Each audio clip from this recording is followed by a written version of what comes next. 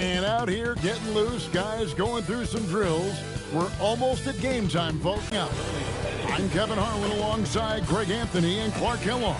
And we'll hear from Allie LaForce in just a moment. And checking out Minnesota's opening lineup. They've got Jones, and it's Klintman in at the 3. And for New Orleans, well, Clark, everyone's picking the same team to win this one. They're clear favorites. Yeah, that's exactly right. I mean, and they should be. But you can't take anybody lightly in the NBA. As the underdog, you have no expectations, and sometimes that can free you up to play your best basketball, which gives you a chance to maybe catch that opponent who's the favorite off guard. Here's Montero. Inside, it's stolen by Jones. And even 3-on-3 break. Pass to Kane. Outside, Jones. Over to the left wing. Just 5 on the clock. There's the pick. The Timberwolves need to get a shot off here. Good on the bucket. And that'll start us off already. You can feel the tension in this arena. Boy, I tell you, you're right. You can feel this one looking like it's going to be a tight one throughout. Here's Montero. Right wing. From deep. And Jones pulls it down. We've played just over a minute here in the first.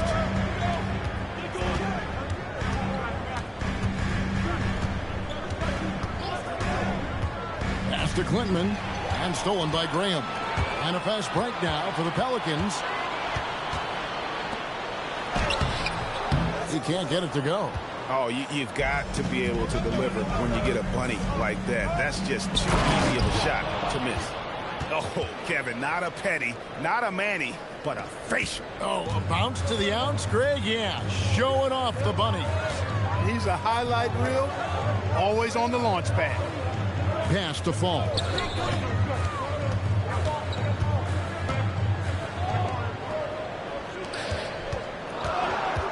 New Orleans needs to get off a shot.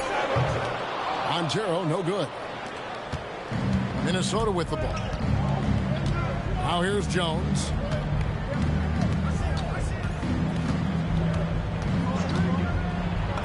That's his second shot and his second basket. He's 2 for 2. And a nice job here early of establishing an inside presence. And first, the risk of making excuses. Injuries are what held this team back last season. So some of that toughness might be best reflected in their ability to just stay on the court. Here's Montero. Pass to Graham. Lets it go from deep. Rebounded by the Timberwolves.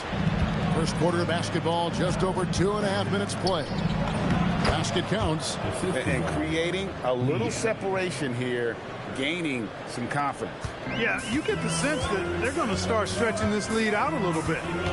Here's Montero. To stop the run. And it's Graham missing. Timberwolves leading by 8. To the paint. Here's Jones. And then Jones with the jam. Their play on both ends has been superb. We'll see if they can maintain the momentum.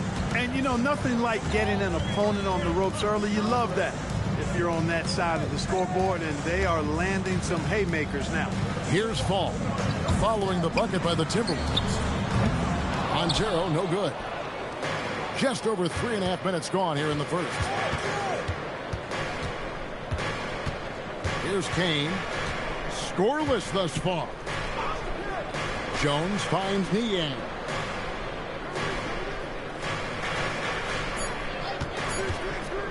From past the arc. And it's out of bounds to the Pelicans.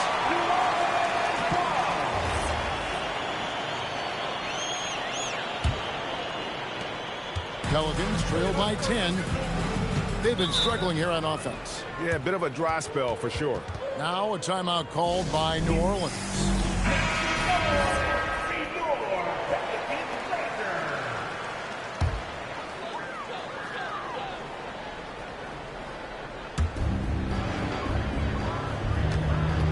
Pass to Graham.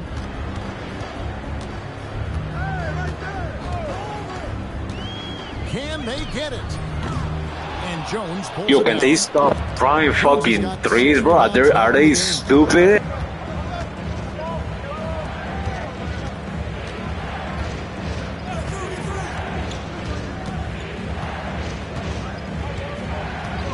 Down to 5 on the shot clock. Down low, side, and he takes that one up and powers it through. Really seizing the momentum of this game. But Yo, this is Big Dog Yawning. Shut up, Bill Propi. And, you know, Can't that only tell him involves something like that. pounding it inside, getting as many points as you can right at the rim. That demoralizes the team. And some changes here for the Timberwolves. Carrington's checked in, and McGee's subbed in for Kane.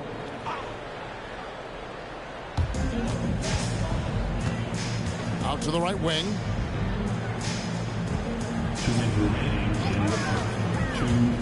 Going inside.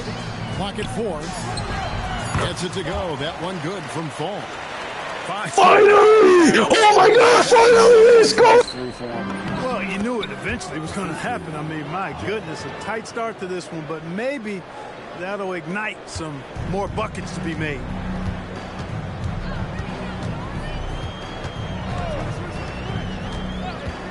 To the wing right side.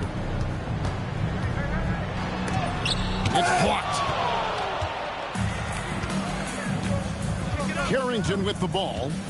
And Jones has it in the corner. Off target from outside. Pelicans trail by 12. Pass to Montero. For the 3. Minnesota with the rebound. Now Carrington. No scoring in this one.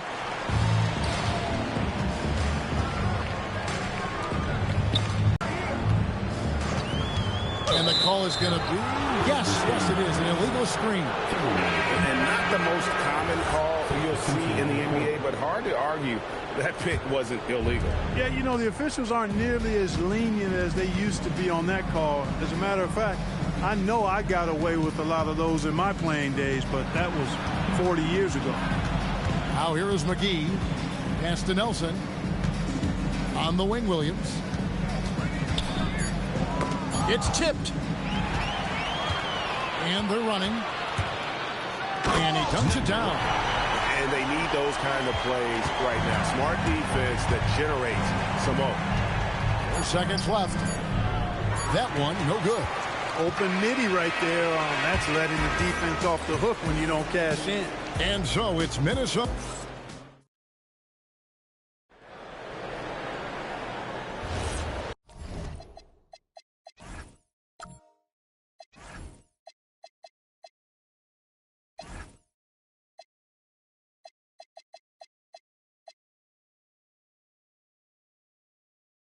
And welcome back to the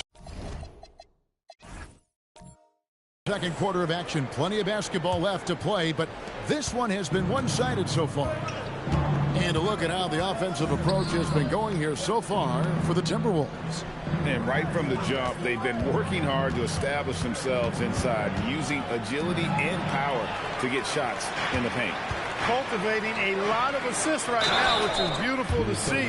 Love the way they're working that ball around. On the court for the Timberwolves as our second quarter is underway. Williams is out there with Nelson. Then there's McGee. And it's Etienne in at the shooting guard position. The Timberwolves making a switch here. Beaubois is checked in. You know, Greg, a lot of the best scorers do what's called hunting. Looking to create contact with the defender that they've zeroed in on. Yeah, and that can be a legitimate technique to really negate a shot blocker. But when the offensive player basically initiates all the contact, we could do without some of those cheap foul calls against the defender. So it's both teams making substitutions here. Substitution on the court. On defense, Minnesota. They've held a 12-point lead earlier. Jones with the screen on McGee. 6 to shoot. Williams with the steal. And now Minnesota on the fast break. On the wing, Carrington. To the middle. And Nelson gets it to go. Nelson's got his first 2 points. Big miss. Nice there, getting the reverse. Love that. And the fans got a little bit of a show there. Guys, that one definitely had a little something extra on it. A jaw-dropper emoji is what I look like right now. Incredible. The Timberwolves shooting their first free throws of the game on this trip to the line. And the first one at the line is good. Minnesota making a switch. That one misses, so he goes 1 for 2. And so Graham will bring it up for the New Orleans Pelicans.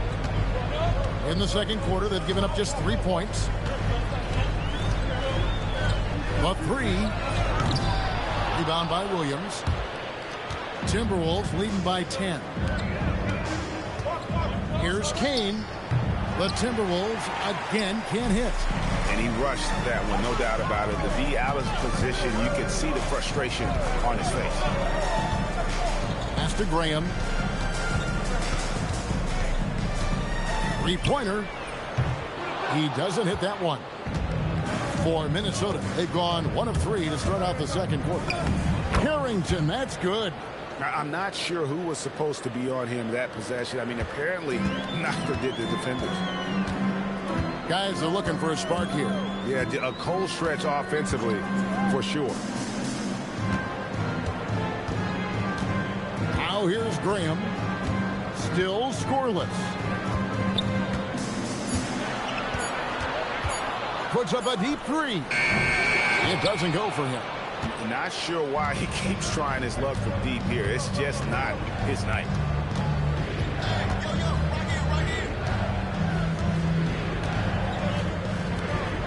Here's Kane.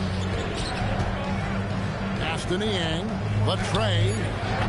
Offensive rebound. Williams goes back up. And oh boy, a lot of contact there, but he gets the call and will shoot 2. Yeah, easy call. Yeah, you can hear the smack all the way over here where we are. This is his first free throw of the game. Falls checked in for Jones. Jones checked in for the Timberwolves.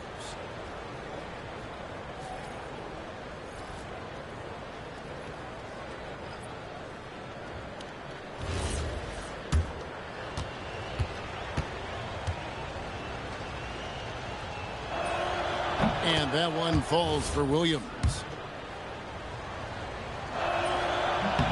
And Williams drops them both. Here in the second quarter, just under 3.5 minutes played. Here's Montero. Pass to Graham. Here's Montero. And again, no good by New Orleans. Here's Kane. Hasn't made one yet. Niang with the ball. Jones with the screen on Graham. Shot clock at 6. And Jones slams it in. And I've been impressed with the unselfishness, but also getting guys the ball where they can do something with it. He is delivering a lot of room service times tonight. One sweet one after another. McGee, he's checked in for Minnesota. Substitution on the court.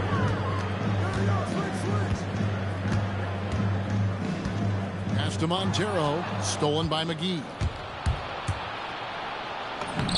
Uses the glass to finish the layup.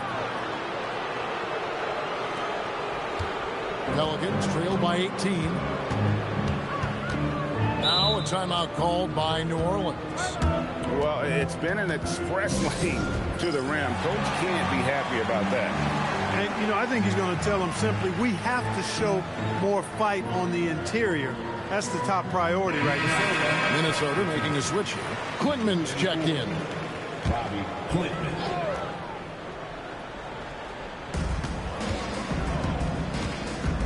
To the inside. And they get it. And he stuffs it. What a pass to set him up. And that's the kind of lead pass we've come to expect from him. And here's McGee. Outside, Jones. No good on the triple. Graham surveying the floor. Inside. And Fall gets it to go. Fall's got 6. Great lead pass, anticipating where his man was going to be, not where he was. 1:37 left in the first half. Pass to Clinton. The Timberwolves working the ball around now. Here's Jones. Scored the bucket. He's made 5 so far, shooting a very clean 5 of 7. And they've repeatedly probed inside in the first half, guys, and it's paid off. Now Graham.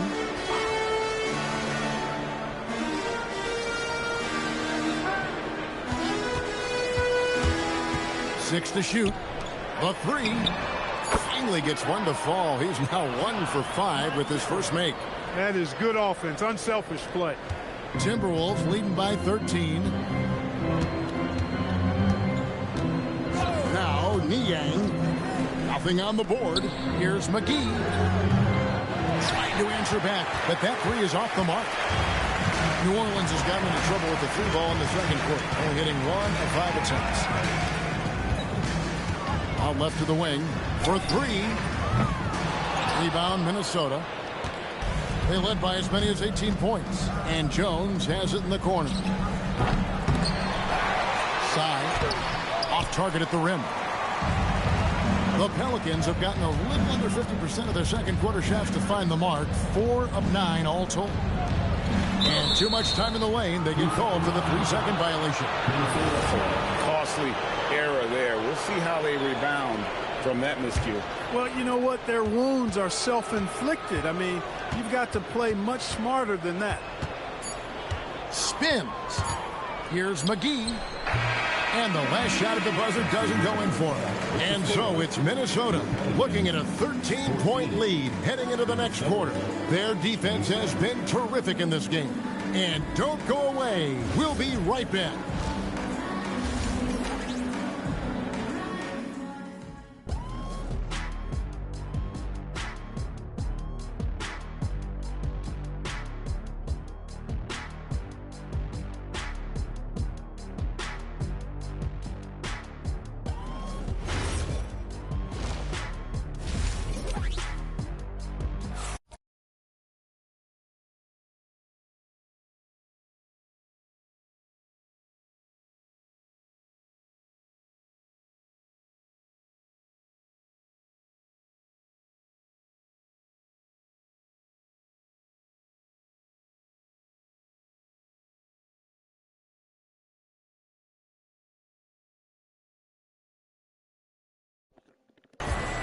Well, we've got a second half of basketball for you. We think it's going to be pretty good. A big comeback, though, is needed for this game to be competitive, and it probably has to happen quickly.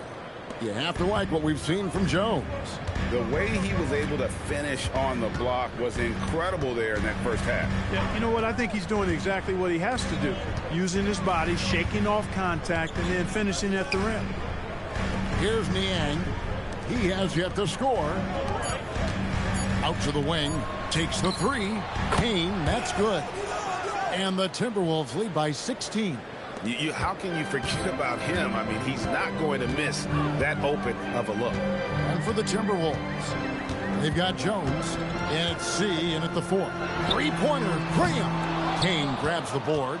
Dismissed the defender right there, but couldn't take advantage. Pass to Jones. To the paint. He is looking for Niang and finds him. That one goes in. And about a minute of action so far in the third quarter. Here's Montero. Now Graham.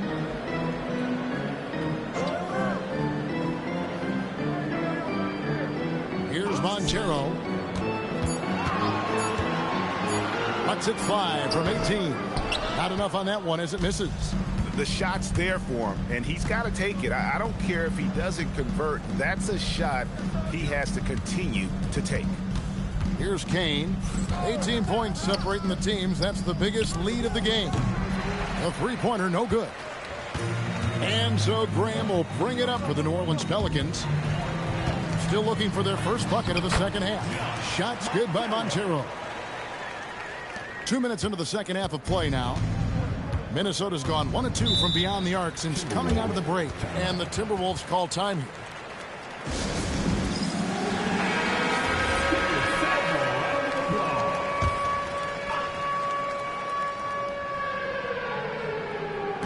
So it's the Timberwolves now. They've only allowed 2 points so far here in the second half. Outside, Jones fires the three. Pelicans pull it in.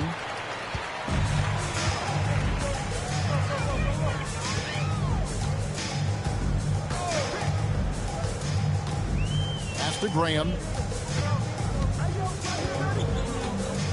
6 on the shot clock. Montero. The basket is good off the assist from Graham. Graham's got 3 assists in the game. Timberwolves leading by 13. Here's Clinton. Jones looking for an opening. Lets it go with the three. And once again off the mark by Minnesota. The Pelicans have gone 2 of 4 here to start the second half. Now here's Graham. Still yet to score. There's the three. Kane grabs the board. Here's Minnesota.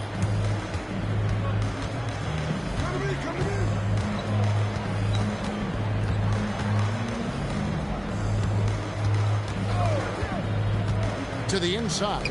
Pocket 6. And Jones slams it in. Creating a high percentage look with a good decision on that pass. Now a timeout called by New Orleans. Trying to find some answers offensively. Yeah, and you know, that's going to be the focus of this timeout. They need to come up with a spark to get the offense going.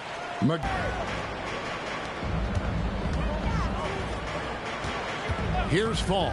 Defended by Jones. Fall passes to Graham. Good on the shot. And that's an example of playing big, adapting to the situation. And sometimes that's the best policy when you're going up against a big guy. Take it to the 10. Right at him. Get to the rack. Now here's Jones. He's got 12. Here's McGee. And that comes off the assist by Jones. McGee's got 5. And the lack of effort to fight over the screen there makes that an easy shot. Well, I'm going to credit the screen. I mean, that's a good, strong pick he lays there. Here's Graham. And he can't answer back. The three-pointer offline. Driving inside. Niang, no good. Pelicans trail by 16. Launches it. Rebound, Minnesota.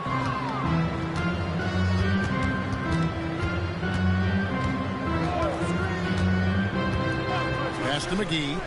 And there's the whistle. 3-second violation.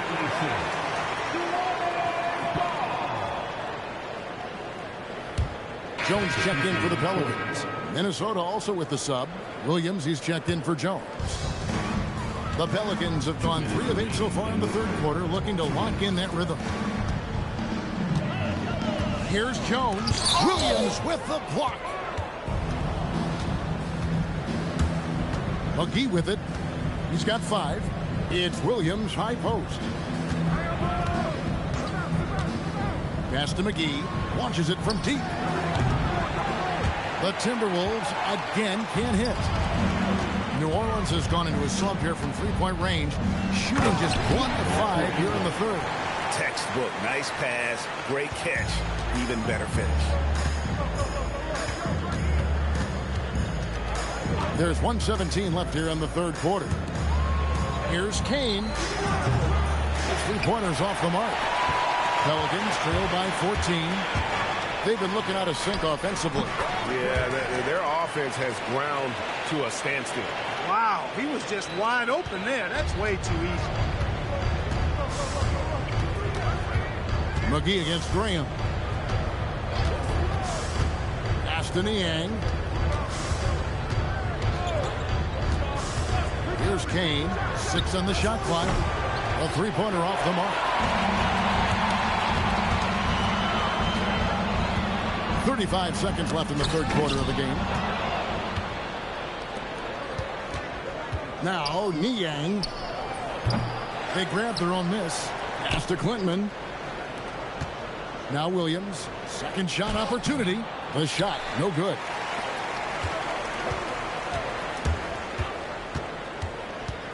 And here is Graham. Three-pointer. Buries it from three-point range. Williams got it back down to a single-digit deficit for the Pelicans. With 1 on the clock, that one doesn't drop. And so it's Minnesota ahead by 9 as the quarter comes to a close. A good size advantage. And this is it.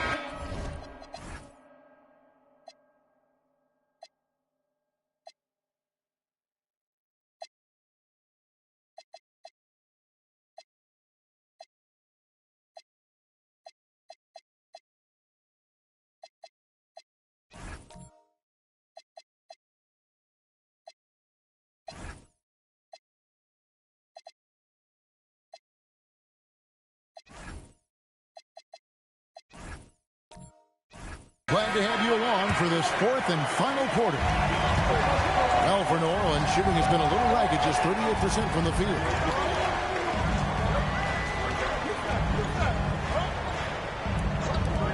Lets the three fly. Nelson with the rebound. And it's Nelson with the ball, bringing it up now for Minnesota. They led by as many as 18 points. And for the Timberwolves, we've got McGee. Nelson is out there with Williams. And it's Carrington in at the 2-guard spot. And for the Pelicans, out to the right wing. Pass to Jones. And stolen by Williams. On the wing, Carrington. And so he makes both from the line. Pelicans trail by 13. To the wing on the left.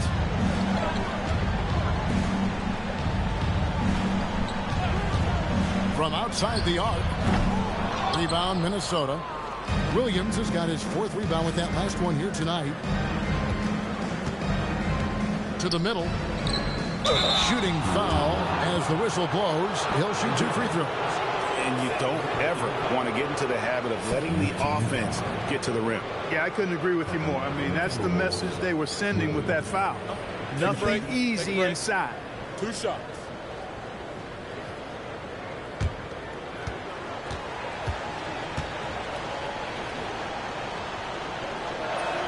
That one is off. And the Pelicans making a change here. Fall's checked in. And a change for the Timberwolves. Jones is checked in.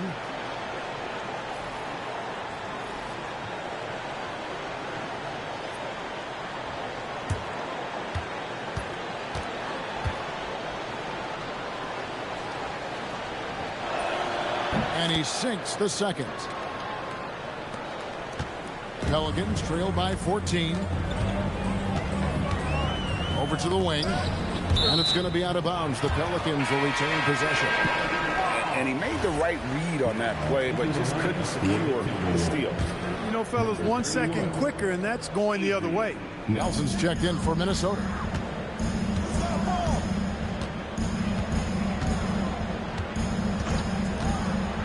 Pass to Fall. And a strong finish with 2 hands. And wait to finish and cut into that lead a little bit. Yeah, but look at the basket guy still shaking.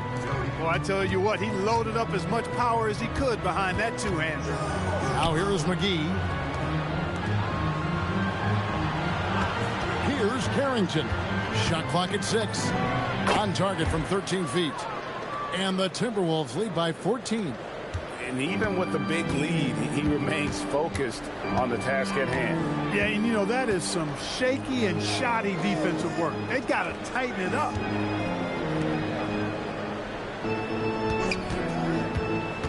Down low.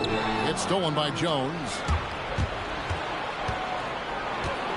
3-pointer. Nelson sinks the triple. And a chance now to catch up on some numbers here. The hustle stats for Minnesota. I like the fact that they've been very aggressive at the defensive end. Tenacious. They're jumping passing lanes and coming away with a lot of steals. And another thing, guys, they dominated on fast breaks tonight, outrunning their opponent the entire game. And Fall gets it to go. And that tells the tale here today, guys. Throughout this game, they've been able to get the ball in tight and finish. Timeout called, Timberwolves.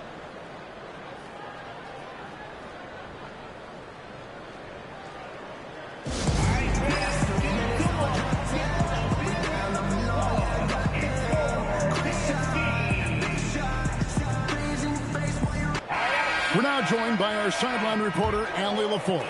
Allie, it's all yours. During that break, the coach of the Timberwolves had some words for his team. And coach reminded his team that leads can disappear quickly in the NBA. He said if we get loose and they make a few shots in a row, then this is a ball game again. Do not let that happen, he implored. Guys. All right, Allie, thank you for that. New Orleans moving it around, and that's out of bounds. New Orleans will retain possession.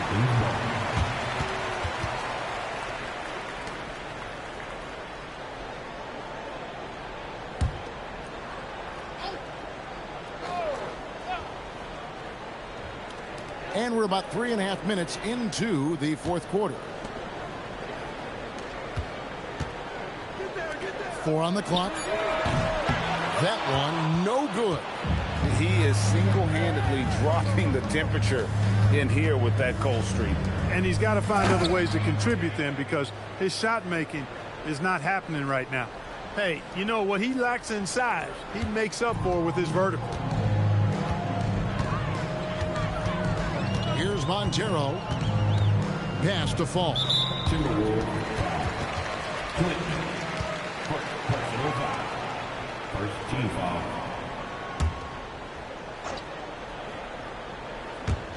And the Pelicans with possession here. 19-point game. Graham gets a wide-open look. No good with the triple. And you know what? If you're the defense, you got him right where you want him. Let him keep shooting those threes because he's been brutal in this half. And foul on the shot, so he'll get a chance at the line. 41. Clearly a foul. Yeah, he took a shot there, earned those free throws. At the line for the Timberwolves. He hits the second from the line. Drives to the hoop. Launches a three. The rebound by Niang. Niang's got his 4th rebound with that last one here tonight. Inside. Side. And he throws it down hard with one hand. Well-rounded effort, and they show no signs of letting up. Almost no holes in their performance tonight. They've been tremendous. Timeout called. Timeout. Pelicans. Timeout.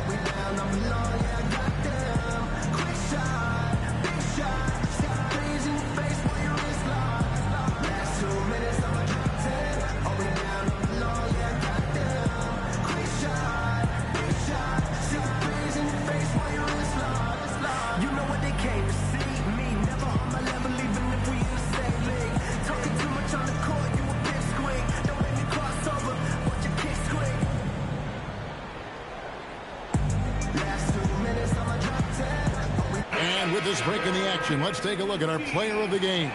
You know, he focused on taking high percentage shots that really came naturally within the offensive game plan and flow. I really liked how he played to his strengths on the offensive end, and as a result, he shot a really good percentage from the floor in this one. Pass to Graham. 2 minutes remaining. Here's Montero. 2 minutes. Shot to stop the run. Hits it from 3-point range. Pick works well there. Not much resistance from the D. Yeah, that's not the defense you need. You got to be tougher defensively. Now Jones. Now Niang. From downtown. Fall with the rebound. Pelicans trail by 19.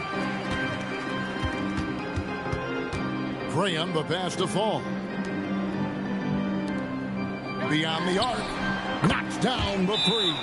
And this is going to end in a lopsided victory. I love the tenacity and aggressiveness as well as the ability to close. You really got to give it up here for the Timberwolves. the bench gave him a big lift in this game. Hey, listen, Kevin, anytime your reserves can perform at a level that high, it puts you in an excellent position to win the game. And the Hornets going with a whole new group out there.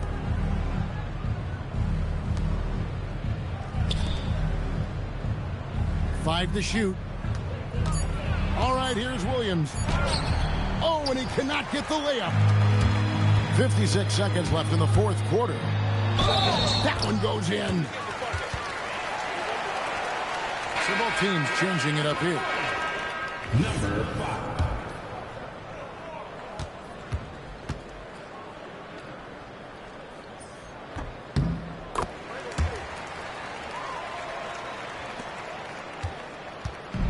Minnesota's gone 1 of 2 from three-point range here in the fourth.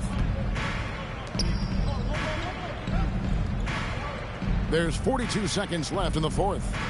Let's lose a three. Trained from outside. And they came in determined to take this one. It's going to be a happy flight home. Yep, to have a stress-free win on the road, very satisfying. The fans are already headed for the exit. There's 21 seconds left in the fourth quarter. And it's off. And here's McGee.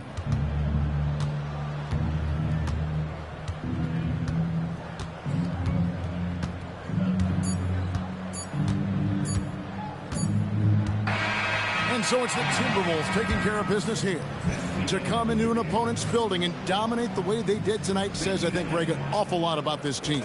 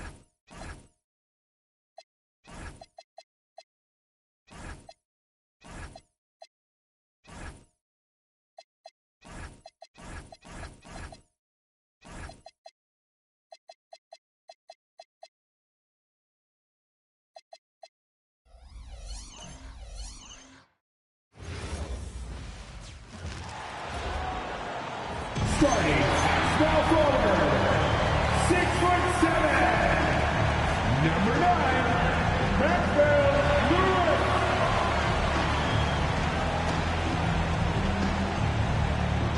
Happy Monday, and thanks for joining us on 2K Sports. Good evening to all of you. Alongside Richard Jefferson and Grant Hill, I'm Brian Anderson. We'll be joined by Allie LaForce courtside. So let's take a look at the starters for the Philadelphia 76ers. We've got Omer at 7, and it's Brown in at the point guard position. And for the Raptors, Grant, these are two teams with some of the highest assist rates in the league. Yeah, B.A. And it really goes to show the unselfish attitude they both have. Not to mention how many skilled passers are on both rosters.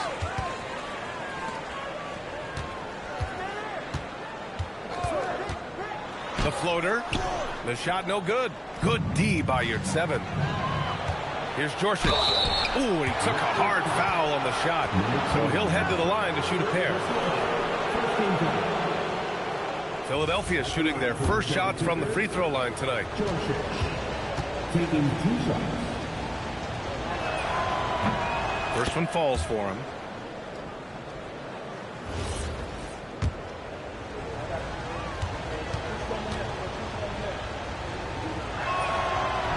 So he hits 1 of 2 from the stripe.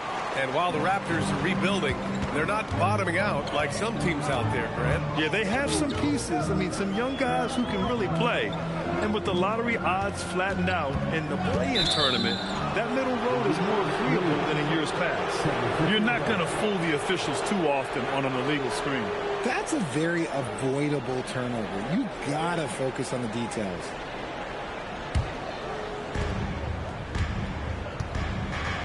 And here's Brown.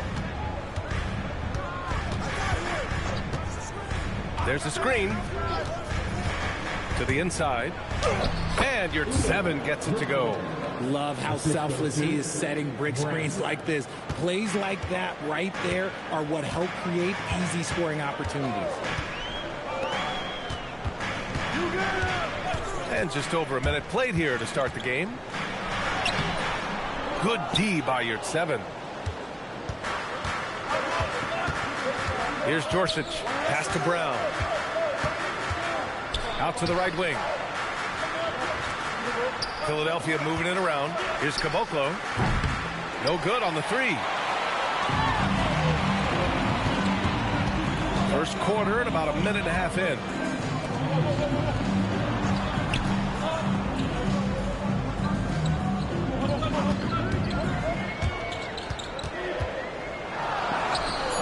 Good D by your 7. And the shooter had very little space on that attempt. I'm sure they'll think twice about shooting against him next time. You know, that was an excellent play right there, using his strength to power through contact. Philadelphia shooting their 3rd free throw attempt of the game. RJ, it was a wild year in Philadelphia. They used 30 players last season. 3rd most for a team in league history. They set a record for difference.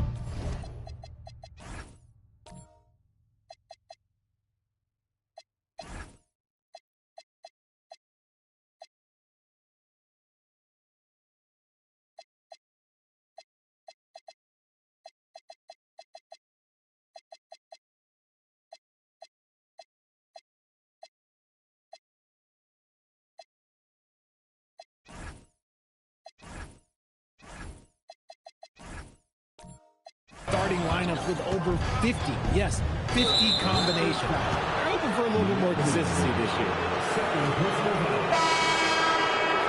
Substitution for your Raptors. Number 34. For Philadelphia, they've gone 2 of 3 from the floor. Brown scanning the floor. Pass to your 7. 6 to shoot. Over to the left wing. Fires for 3. That shot off the mark. For Toronto, they've gone 0 for 3 from the floor to begin this one. And here in the first, approaching 3 minutes played. To Stop the drought. Nice start for him. Sinking his first shot. And hitting from the mid-range here and early. I mean, really give the defense just another thing to worry about. And you don't see many teams take these shots as often anymore. It's nice to see them take advantage in this area. And the basket by Brown. He's consistent from out there, especially when you give him that kind of room.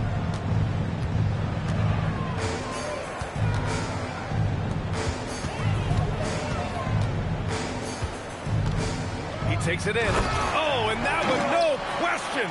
Powered it down.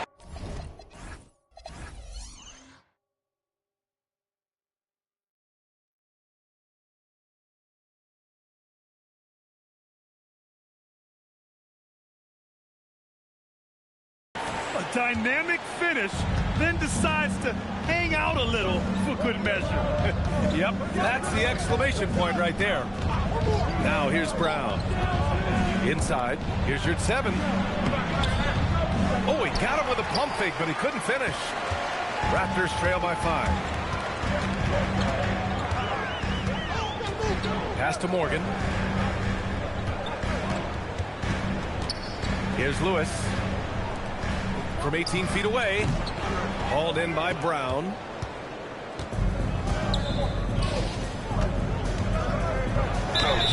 And he got the whistle on the way up. So he'll be headed to the line for a pair. And even from where we're sitting, you could clearly tell it was a foul. Philadelphia shooting their 4th and 5th shots at the foul line in this game. And the Raptors making a change here. And Toronto has possession. They trail by 7.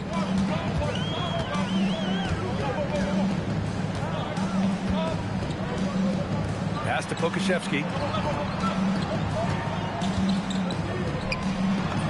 And the layup is good off the glass. Rate of baskets assisted, it's a stat I really like. It tells the story of how well you are playing team offense.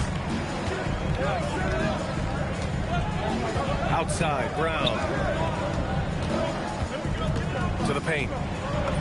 Oh, nice finish from the low block. That one's good. A quality pass, setting up a quality shot. It's just textbook basketball.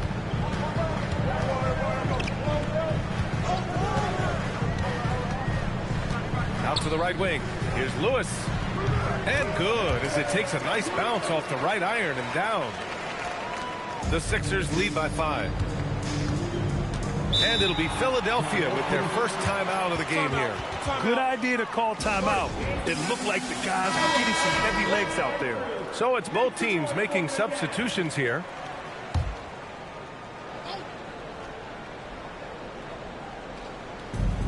There's 1:54 left in the first. Morris passes to Brown. Pass to Djorcic. This one for 3.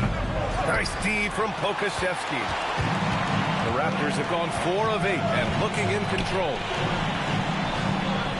Picked by Pokashevsky. The 3 ball. Can't get his first shot of the game to fall. Philadelphia's gone 1 of 4 from deep. There's 1:17 left in the first quarter here. Clock at 6. Here's Djorcic. The Sixers with another miss. Raptors trail by 5. Pass to Lewis. To the middle. Here's Morgan. Oh, a great 1-2 punch. Beautiful pass and a nasty jam. Ooh, putting on a show for the fans. Going up with a graceful reverse. Oh, that had a little extra sauce on it, Grant. Now here's your 7. It's 7 a screen. Djorcic. The 3-pointer off the mark. He hasn't been able to find his touch this quarter. Yeah, straight up, guys. Like, he's ice cold, like freezing. What's colder than cold? But you don't have to shoot it, my guy. It's okay to pass the ball. 26 seconds left in the first quarter. Outside, Brown.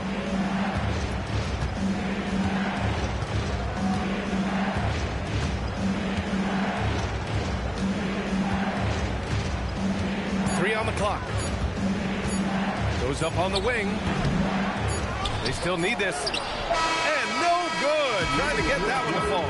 And still a close game as the first quarter comes to a close. Philadelphia on top, leading by a point. And the second quarter is on its way when we some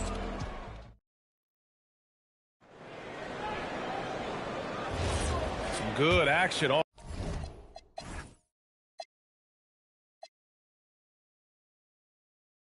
already in this one, but a fairly even matchup after this first quarter of play. And looking at what we've seen from Philadelphia, what do you guys think?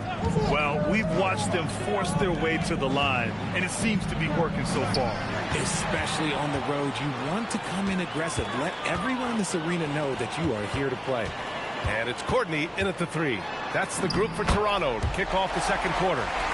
And you like the balance here, not just falling in love with the three ball.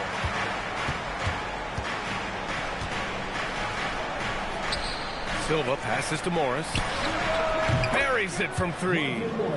Morris has gotten himself going here. His first points of the game on the deep ball. Pass to Pokashevsky. Here's Kalathis.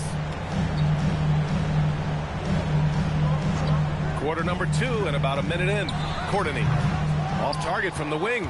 I don't know if he got in his own head there or what, because the defense can't really take credit for that miss. And Brown has got the ball here for Toronto. Trailing by 2.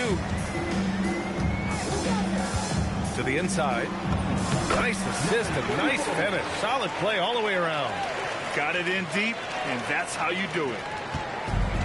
The 76ers shooting right at 35%. Not getting what they want out there. Lets it go from deep. It's hauled in by Kalathis. And just terrible defense. I don't know how he missed that shot. Driving inside.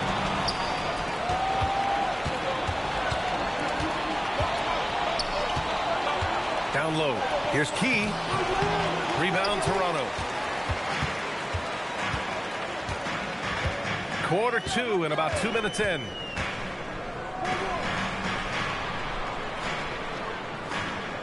And rejected.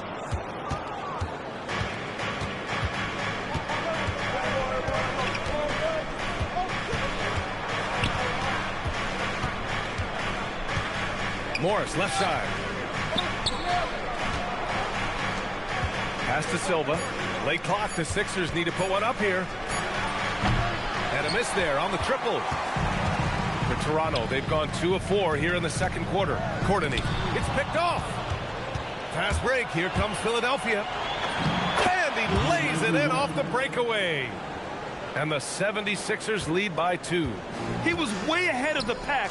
No one around to contest. He can do anything he wants in that situation. And those might be the easiest points of the month for him.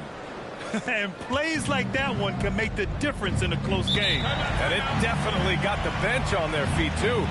And you can feel the jolt of energy that he's sending his team. That is a huge boost in a tight game like this. Both teams deciding to change it up. And you might think the toughest picks are set by the bruisers.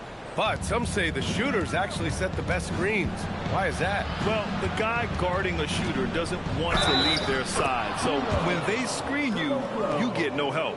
That was just great work to battle through contact and will end the shot. Philadelphia shooting their 6th attempt at the charity stripe in the game. At the line for the 76ers, double play.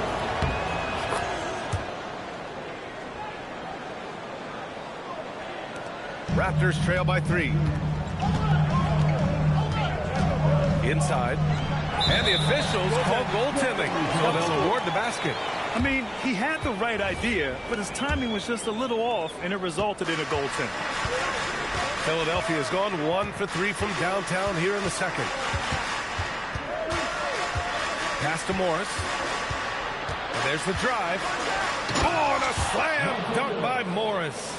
I just love the aggressive finish. I'm thinking he's sending a strong message with that jam. Here's Courtney.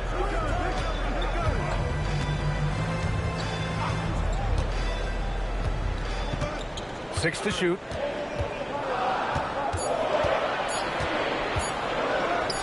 Basket's good.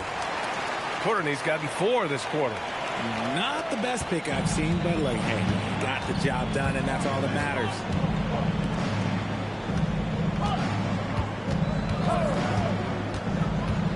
to your 7. It's hauled in by Pokuševski. The Raptors have gotten 5 of 7 shots to go in the second. Here's Lewis, guarded by Morris.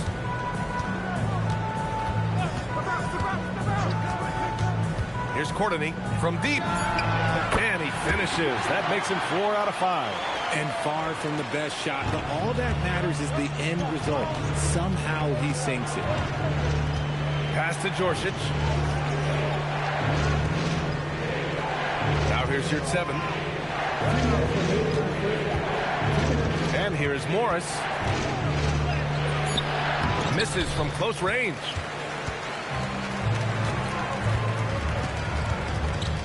Here's Courtney.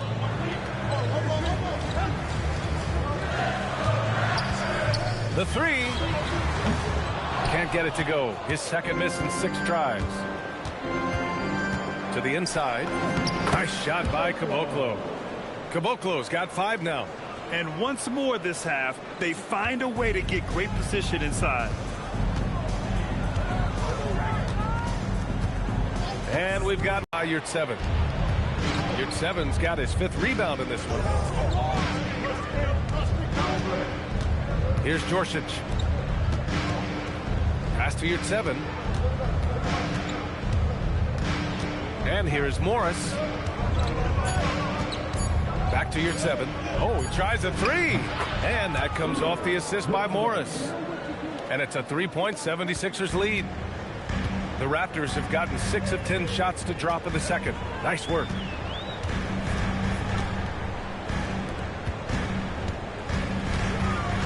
Puts it up from 12. And again, Toronto, no good. The Sixers lead by 3. There's a 4-second difference between the shot and game clock. With the 10-footer. And he wills that one in, sinking it right through the back of the iron. He's got a big speed advantage in that matchup. Could be a blow-by every single time. Right wing. Here's Courtney. It's Pokuševski on the wing. And the Raptors miss again. And a pretty tightly contested game here as we end the first half.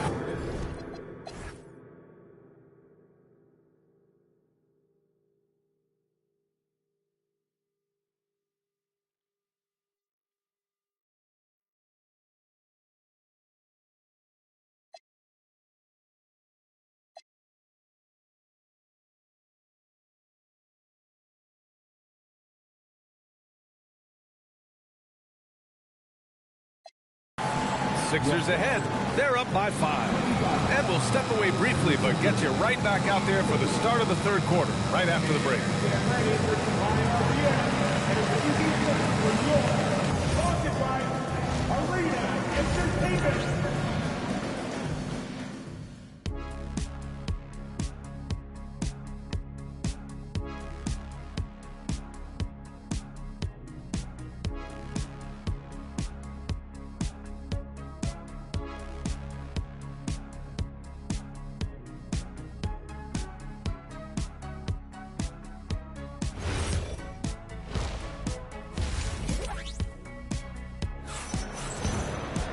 And if you're just joining us, we played through the first half in a game that's been fairly even so far.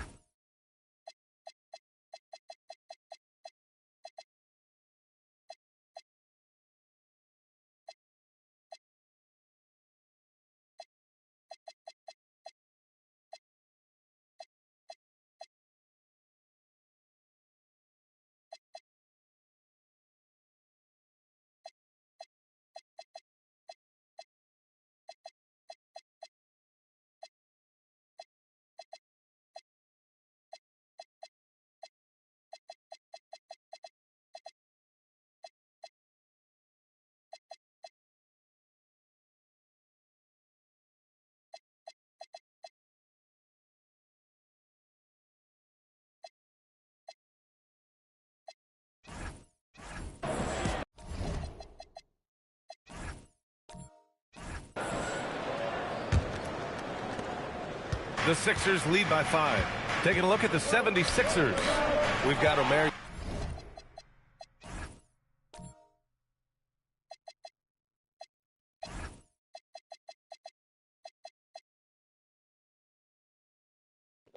I'm high, bro. I'm high. I'm high. It's I'm high, bro. And it's Caboclo in at the 4 slot. Off target at the rim. I'm not sure if he lost focus or what, but that was trash.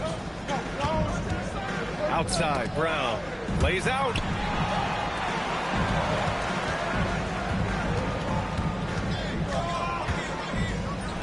Finds the bottom from 13 feet out. Brown's got his second basket of the night. You can really feel the momentum swinging in their direction. Yeah, but they can't relax. They've got to keep building on this lead because it is not safe. Tipped away. Out of bounds as Toronto keeps possession.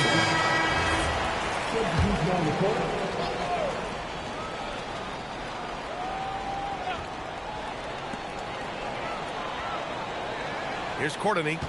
He's got 9. 6 on the shot clock. Drives to the hoop, and it's good with time running down on the shot clock. He's got 6. You know, you just love to start the second half this way. What a play call. I agree with this. Try to jump on him, dictate the tempo, and seize the moment. Here's 7, no good. Raptors trail by 5. Pass to Courtney. And we're about a minute and a half in the second half. Philadelphia shooting around 44%. Not bad. Here's Djorsic. Caboclo passes to Brown. Now here's your 7. Pass to Djorsic. And the 3 off target. Oh, man, he can't get anything to fall. You can feel his frustration. Yeah, right now, he's just in his own head. Not much you can do to try and push through it. And the first shot of the night for him, no good.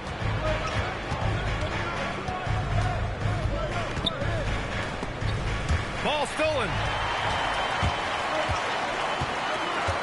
Here's Blakeney. Oh, it's blocked. It deflects off the backboard. Pass to Brown. It's intercepted. Soft touch off the glass. The defense couldn't collapse quickly enough. And so it's Brown with it. He brings it up for Philadelphia. It's a 3-point game. Timeout call, the 76ers.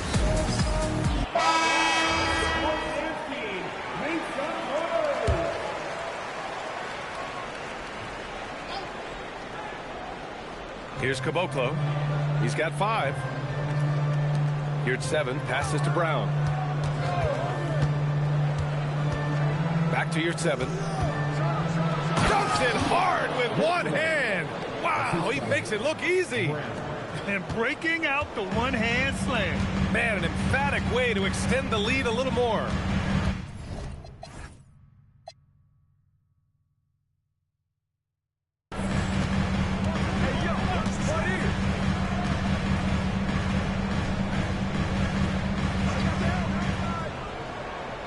Just 5 to shoot. Shoots. Philadelphia grabs the miss. Your 7's got his 7th rebound here tonight. Into the lane. Here's Djorsic. The second effort. And the officials whistle a foul on the shot. The bucket is good, and he'll go to the line. Second chance points are always painful. Have to make the effort to box out. Yeah, I'm going to go out on a limb here and say they need to emphasize rebounding going forward. Pass to Morgan. Here's Courtney. Throws it up high. And stolen by Brown. In transition. Here's Caboclo. And that one is hammered home. And sends it home with some passion. I think he's rubbing it in a little bit here. Hanging up there like that. He made the only free throw attempt he had earlier in the game. And the free throw, no good. Raptors trail by 10.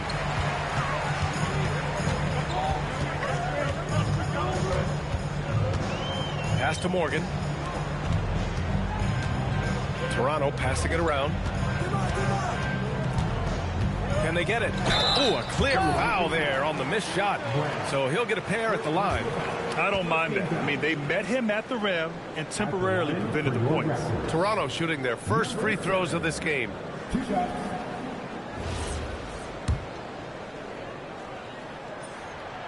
And he can't get the first one. And he sinks the second. So it's Philadelphia now. Brown with it. He's got 5. To the middle. Howard down after the assist led him to the lane.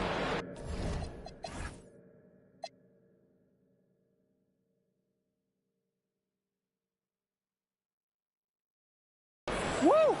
Defensively, you can't afford to let him get to the rim that easily. Well, that might be why their deficit is what it is right now.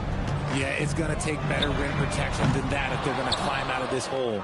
Philadelphia leading by 11. On the take. Since halftime, they have been efficient and effective, making Coach very happy. Well, I credit some of that to their communication out on the floor. They are attacking as a unit.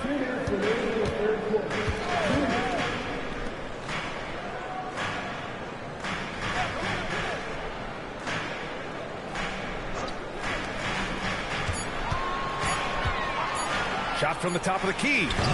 Rebound by Philadelphia. Yurtseven's got 9 rebounds in the game. Boy, he's getting it done. Outside, Brown. A minute and a half left in the third quarter. No good there. Raptors trail by 13. To the paint. Here's Morgan. And he goes up strong with a one-handed jam. And what in the...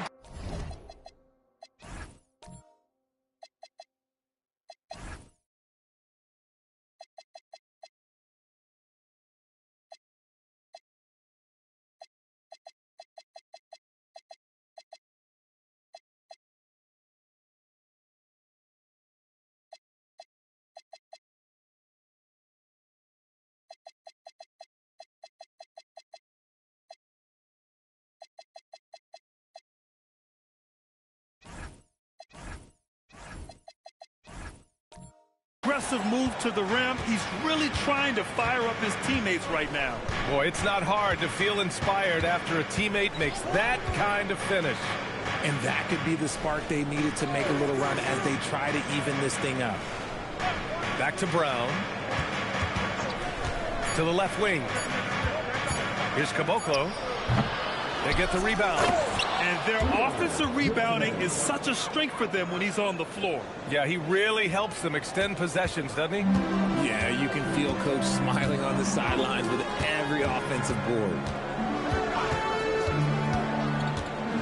Here's Courtney. 9 points in the game. No good from outside.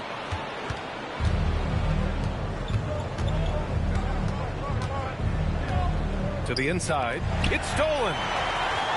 And a fast break now for the Raptors. Finished off the break. Courtney's got 11. Woo! His energy is unmatched. And all of a sudden, that man was just on the other end. Wow. Now Brown. He's got 5. Three-pointer. The shot won't fall. And so it's Philadelphia. They lead by 11 as the quarter comes to a close. Their key to consistency has been their dominance in the paint. And while we have a chance, let's go to our State Farm assist of the game. Talk about painting a magnificent picture with that, Don. Just a great decision and a perfect delivery. A lot of times a spectacular pass is more impressive than a spectacular shot. This is one of those times. And we reach the fourth quarter in a game that may already be out of hand. And it's Pokusevski in at the 5 down low. So that's the 5 in the game for Toronto. Outside, Brown. Picked by Pokusevski. Here's Lewis. No good there. That would have cut it to single digits. Philadelphia leading by 11. Pass to Djorsic. Here's Key. Defended by Brown. Morris, right side. Drops in the layup for two. Got it in close, and unless it's an open three. Lukashevsky. The Raptors need to get off a shot. Courtney can't get it to go. The 76ers shooting at 49% so far in the game. Down low. There's the triple. It's rebounded by Key. He didn't make them pay for that weak defense, but they just can't rely on him to miss those kind of shots. Morris deciding where to go with it. Here's Jorsic.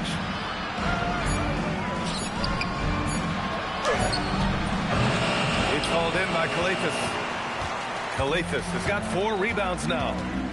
Has to get around. Pass to Courtney. Picked by Pokashevsky. Outside, Brown. Sinks it from distance. If you're not right up there on him, oh, he's going to make you pay. And here's Morris. He'll bring it up for the Philadelphia 76ers. They've played a great fourth quarter defensively, allowing only 3 points. The 76ers call timeout. A moment to hear from Allie LaForce. Hey, guys, during that last break, I heard the 76ers coach as he addressed the team. He said, this is who we are. This is the pace. Don't let up. He said it doesn't matter if they go on a run. What matters is how we respond. They plan to respond with a fury, guys. Thank you for that, Allie. And the officials will call the illegal screen here. The screener was leaning a bit right there. His feet may not have been planted.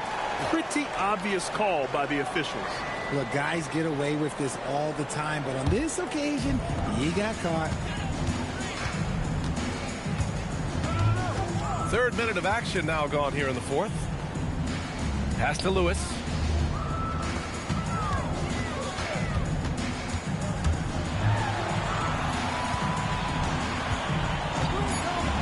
Fires the three. Rebound by the 76ers. The biggest lead of the game, 15 points. Inside. And he takes that one up and powers it through. Just a textbook lead pass right there, putting it right where it needed to be. Fourth quarter of play, and over 3.5 minutes have gone by now.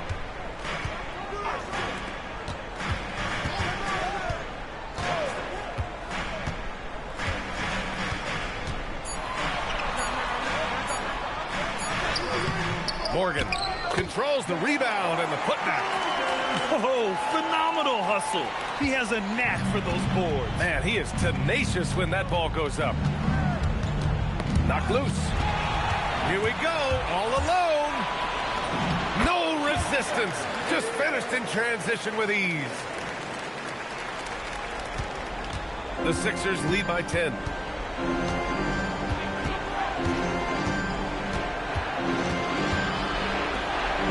Here's Jorsic. From downtown. The putback. The putback. How about the activity? Great effort to turn the miss into 2 points. Yes, sir. Those are the hustle points. And Darko Rajakovic has called a timeout. He clearly wants to talk it over and make sure everyone is focused.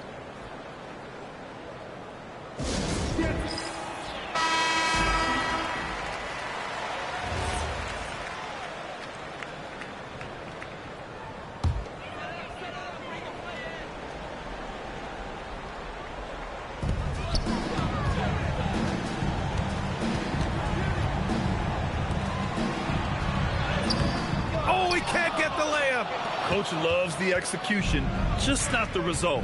That's okay. That's part of the process. Brown. Here's Caboclo. Shot clock at 6. Here's the pass to Brown. They set the pick. Fires the three. Oh, it's off target. Raptors trail by 12. A minute 42 left in the fourth quarter.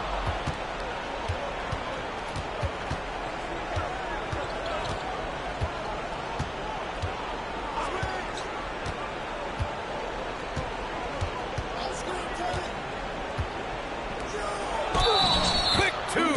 Oh, net. Absolutely ruthless. He's not about to just coming alive and dominating in effortless fashion here in the fourth.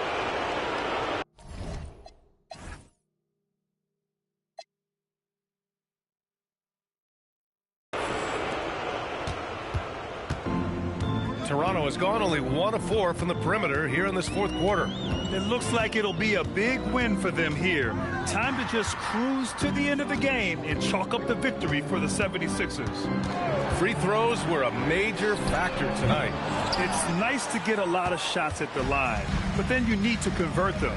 They did that, and it paved their way to a win. Outside Brown. 6 on the shot clock. Banks it home. Big shot. And guys, that's got to be the dagger. This is how you finish a game. And it felt like they just flipped the switch to go on that run and seal the game. Saving their best basketball for the end. Always smart. Oh, that one's off. Still out of sync. It's a 4-second differential between the shot clock and game clock.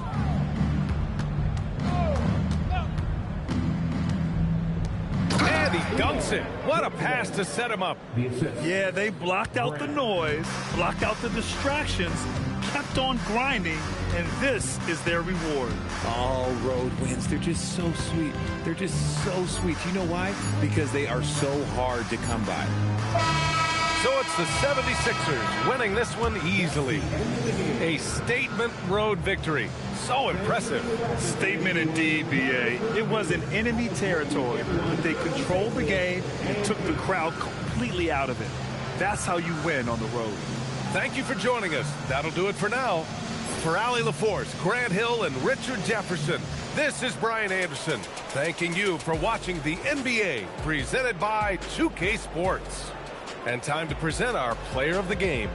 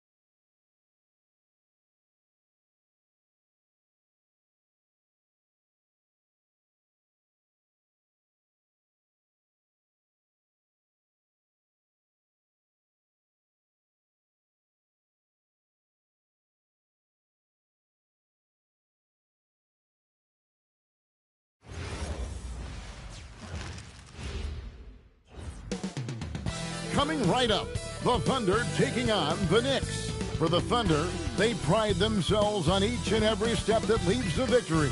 The preparation, the focus, the sheer will.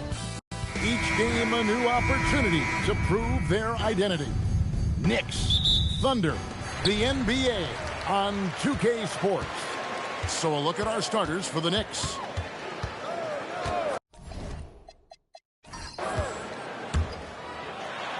Up and in on the layup. An efficient start here offensively, working it inside for the easy two. Here's Wirtz. To the middle. Swiped it away. And the Thunder pushing it up now. Takes the assist and lays it in. Pick out the pass nicely.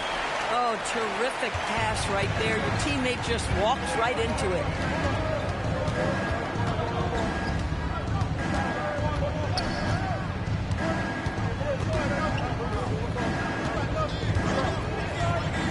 Six to shoot.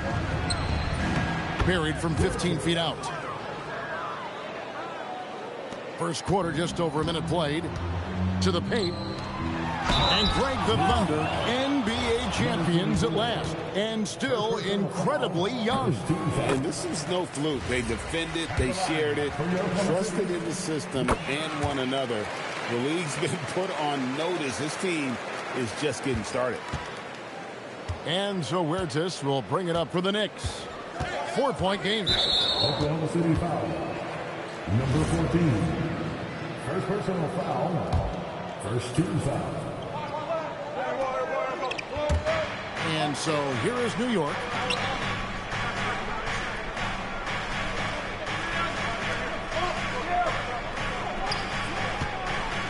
Just 5 to shoot. The Knicks shooting their first free throw for the night right here. And as a team, excellent a season ago, about 80% when they got to the line.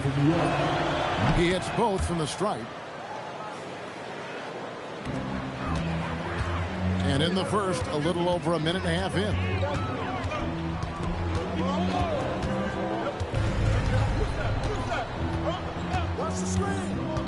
To the inside, and he caught that pass in full stride on his way to the big slam.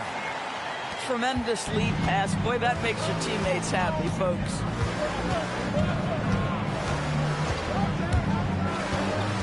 They set the pick. Terrific assist, a nice finish. Solid play all around. Just setting the tone with an aggressive move to the rack. And where's the help defensively? To me, that's a complete lack of communication on that side of the ball. These guys need to be talking to each other. Now the Knicks with it. Trailing by 2. Down low. And down it goes. Jamming that one home. Boy, he may not be the biggest center in this league, but big-time athleticism on display. Here's Ntilikina.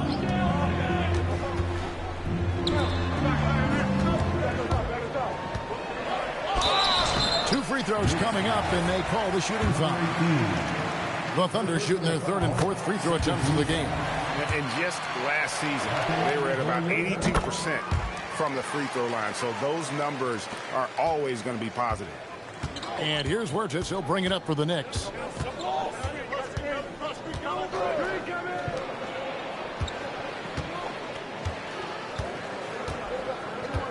They set the pick.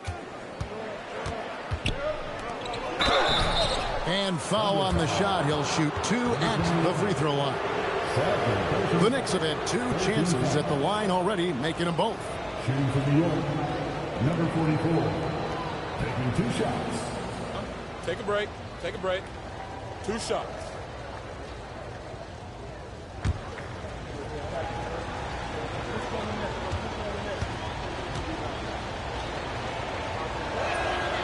He misses the free throw.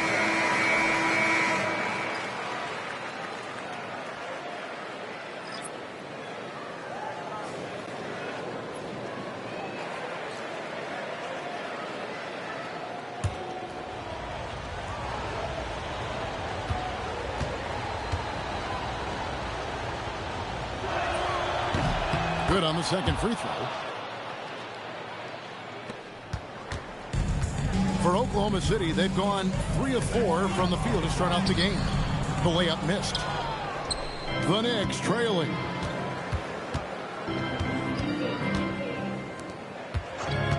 There's a screen. And he lobs it up toward the rim. Pushing it up.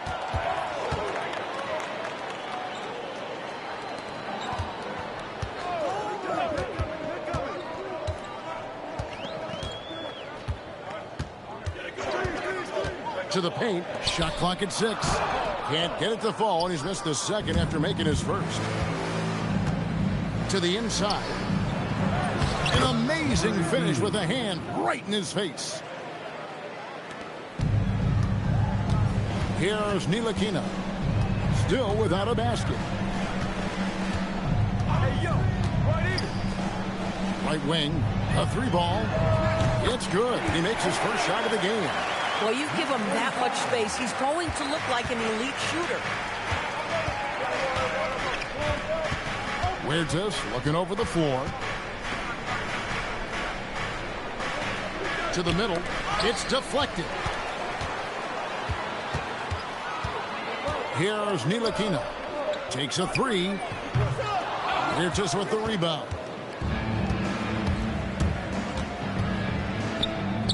Fires the 3. Sinks the three-pointer. Boy, certainly looked like the defense was okay, letting him shoot from 3. But let's remember, he can hit some of these. And so Mark Daigneault calls a timeout. He's ready to talk things through with them.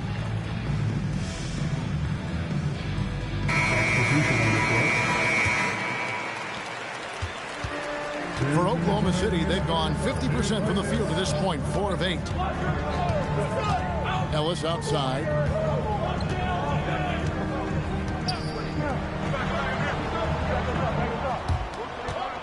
Shot clock at 5. Out to the right wing. The Thunder with another miss.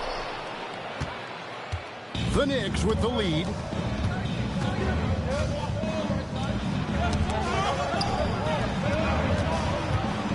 Here now, Vildoza.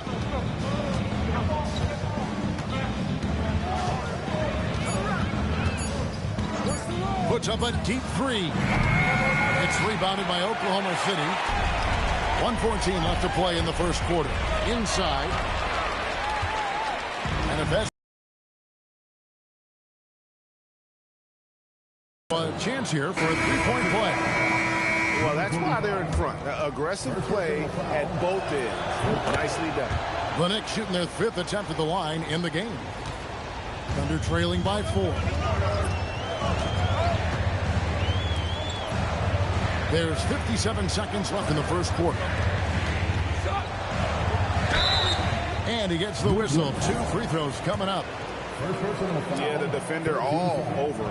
Oklahoma City shooting their 5th and 6th free throws of the game. And Oklahoma City making a change here. Wainwright's checked in. And New York with a change here, too. Edwards, he's checked in for Williams-Goss. New York leading by 3. It's Edwards on the wing. Stolen by Ellis. Oh, and here we go. Ellis has got it. The fast break chance. Lays it up and banks it in. There's 38 seconds left to play here in the first.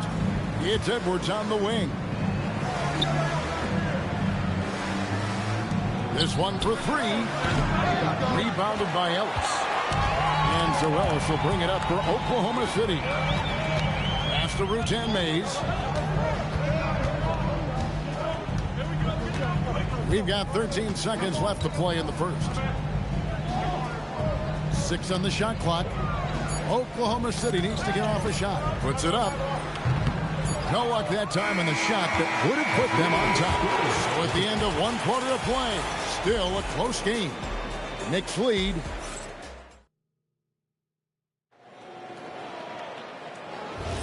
Some good action already in this one, but a fairly even matchup after the first quarter of play. And when you consider how the Knicks are doing, guys, what are your thoughts? Yeah, in that first period, they looked to push in transition, at every opportunity. And why wouldn't they? You see their effectiveness in the open floor. Very difficult to slow down. And for the Knicks, Maniunas out there with Smith. And it's Vildoza in at the point. You see a lot of pick and rolls, but you also, Greg, hear about inverted screens. Can you explain to the viewers what that means? Yeah, that's where your guard actually is the one setting the pick for the bigger player. And having little guys who are willing to put their body on the line, you think of a Steph Curry, a John Stockton, two of the best to ever do it. Here's Ellis after New York gets the three. Number 7. And Oklahoma City making a change here. Wainwright's checked in. Williams-Goss is checked in for New York.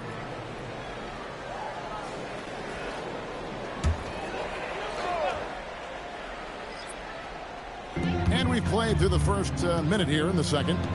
To the left wing. Oklahoma City moving the ball around.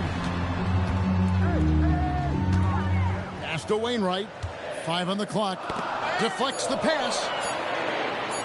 A 15-footer. Rebound by Smith. Oh, the defense very willing to live with that mid-range jumper. Here now, Vildoza. Misses the three. And we're a little over a minute and a half into the second quarter of action.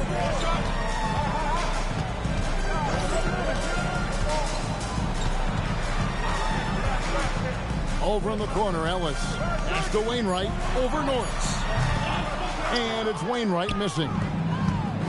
New York has gone 1 of 3 from way outside since the start of the second quarter. And Norris gets it to go. Norris has got a pair of triples in the second now for New York. Back to Ellis.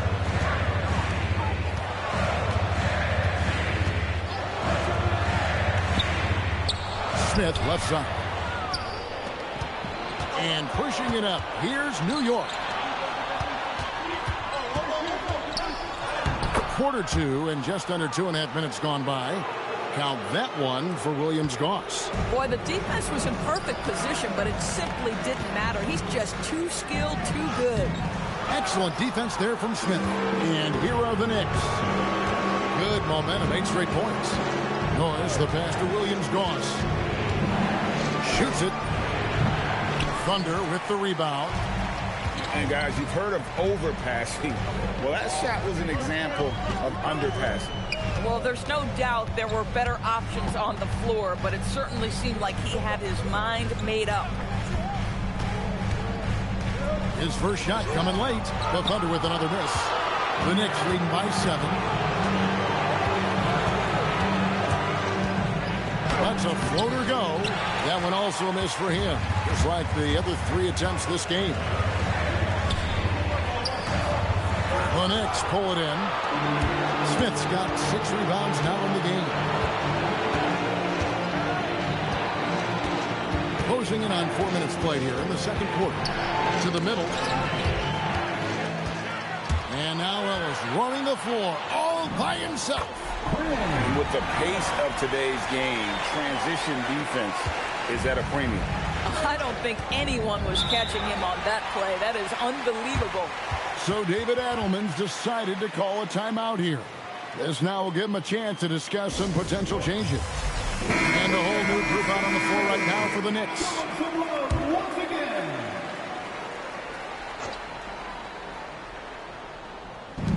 Oklahoma City on D. It's a 5-point game. Here's Wirtz. Just 5 to shoot. Down low.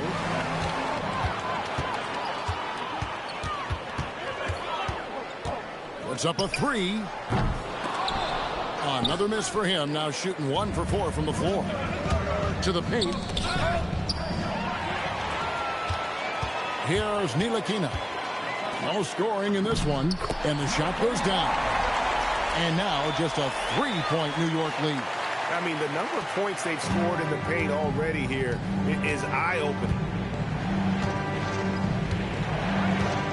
Here's Wirtz.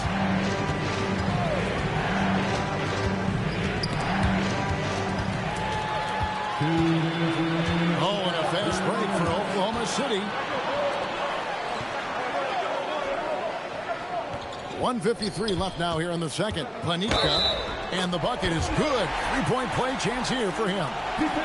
Well, right to the rim. If there's a size advantage, you attack immediately. First trip to the free throw line for him tonight. 1:50 left to play here in the half. Here's Wirtz to the inside. And he makes no mistake on the slam dunk. Those plays can make a difference in a game like this. Well, you know it's going to fire up, Greg, everybody on that bench. Well, credit him for going for it, not settling, saying, I'm going to attack. And so Mark Daigneault calls a timeout. Looking for a breather and maybe adjusting a thing or two.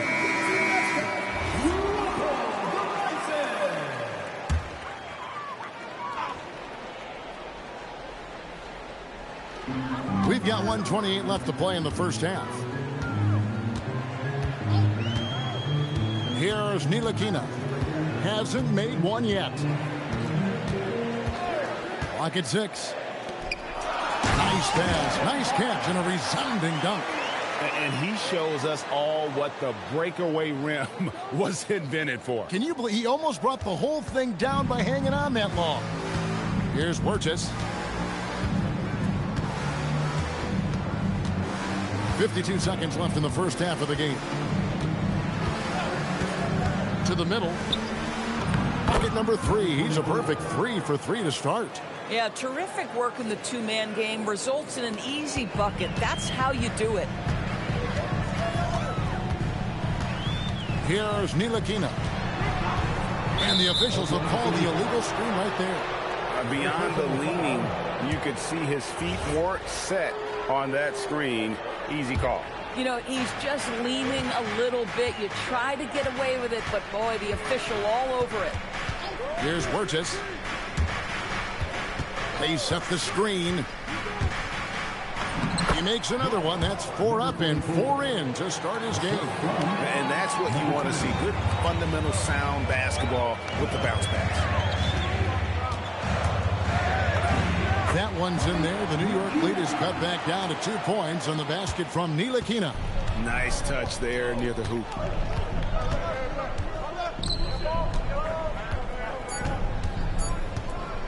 From deep three-point land. And some good action through the first 2 quarters as we reach halftime. Knicks out front. They lead by a bucket. And will return shortly.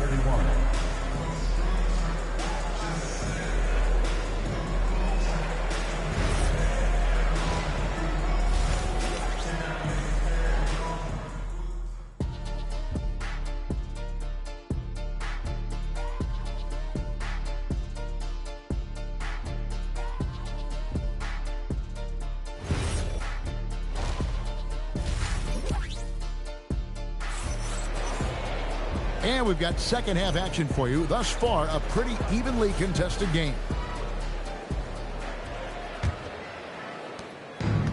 New York shooting is beautiful right now. 60% for the game. Pretty much everyone out there has been stroking it.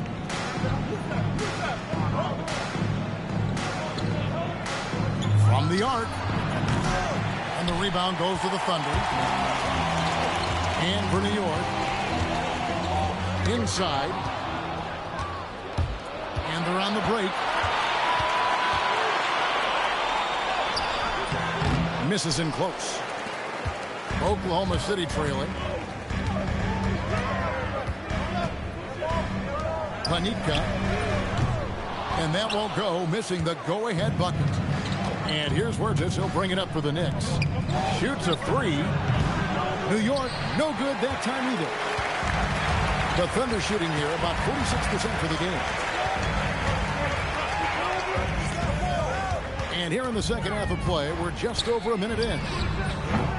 Ntilikina can't hit. For New York, they've gone 0-3 and are still looking for that first bucket here in the second half. Fundamentals, guys, using the one-hand slam. Really makes the basics look pretty exceptional.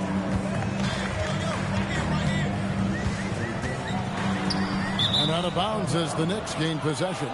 Boy, an unfortunate mix-up right there. Cost them a possession.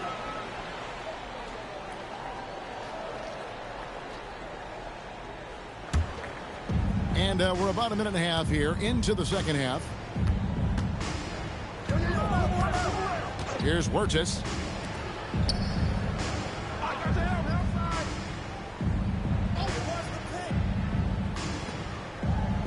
Down to 5 on the shot clock. Shoots the 3. And the rebound goes to the Thunder. 2 minutes gone in this third quarter now.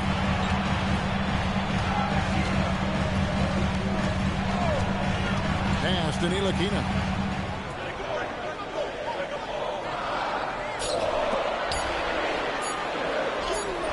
That one goes. Count it. He's got 9.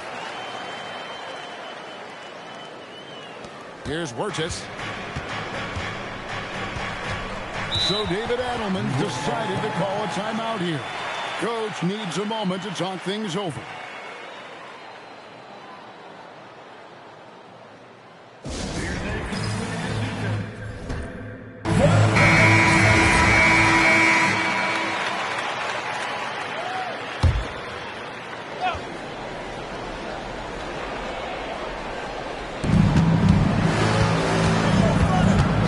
A touch over 2.5 minutes of basketball played here in the third quarter. Here's the 3. And no good. The Thunder have gone 1 of 3 since starting the second half. Here's Ntilikina. 6 to shoot for the tie. And he lays it up and in. And it's all knotted up. Pick works well there. Not much resistance from the D. It takes incredible effort to stay connected to the hip of the offensive player. You've got to want to work. Here's Wirtz.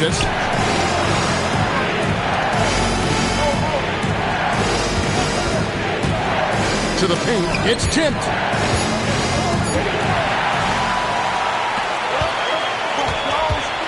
And he drives. Wow, hammering it in.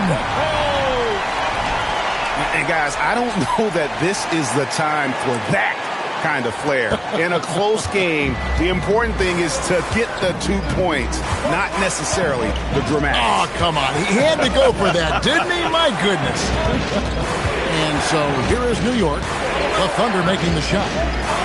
Lets it fly. And he buries that one, drilling the rim on the way down. Oklahoma City has gone 0 of 2 from deep to start things here in the second half. And so Mark Daigneault calls a timeout. He's going to make some adjustments to the game plan.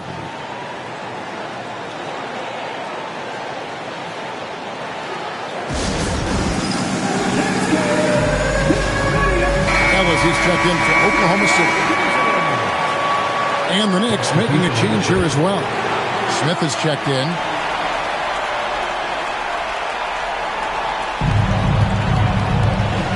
Here's Ntilikina. Plays it up and in on the nice reverse.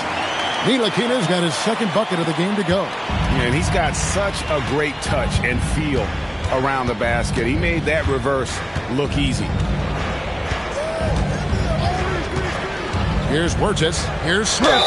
And they call the foul, so a chance at the line for one more coming up. And that's why it's so important to really be a good screening team. You get a lot of open looks from it.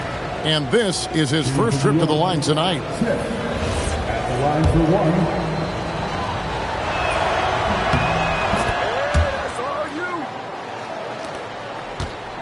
And Zoelos will bring it up for the Thunder. They trail by 1.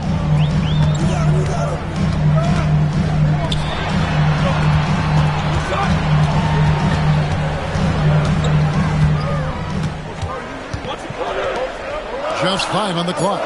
Jacks up a 3. It's rebounded by New York. Takes it inside, and the layup's good off the glass. 6 points for him.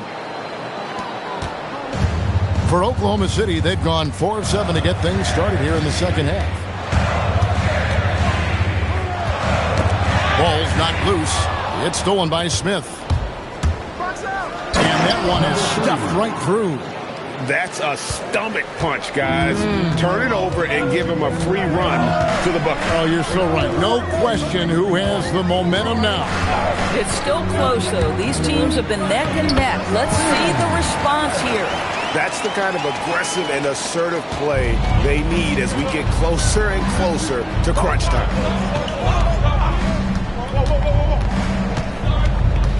1:06 left to play in the third. Here's Huertas, banked in off the glass. And the Knicks lead by 5. And since halftime, this has become an intense ballgame. They are getting after it hard. It has become a real battle out there. Now here's Ellis. He's got 8. To the wing right side. 6 on the shot clock. Puts up a deep 3. No good on that one. And maybe he thinks he has that type of range, but I'm not sure who'd agree with him. I think we have to check his sanity because there's a number of better options on the floor. Back to Huertas.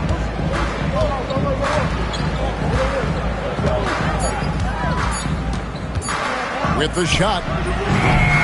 It's rebounded by Oklahoma City. Here's Ntilikina. Panika.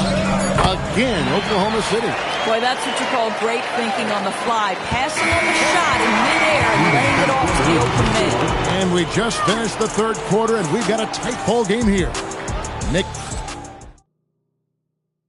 And let's go back to a terrific pass that we're calling tonight our State Farm assist of the game. Yeah, an easy choice tonight. Look at the precision on this pass. Put it on a platter for him. And when you're the beneficiary of a pass that good, you better deliver, and he did just that.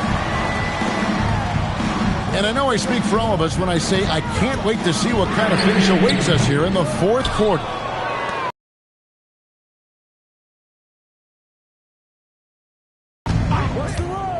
Takes a 3.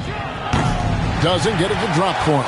That's a look you cannot pass up. It's also one you shouldn't miss.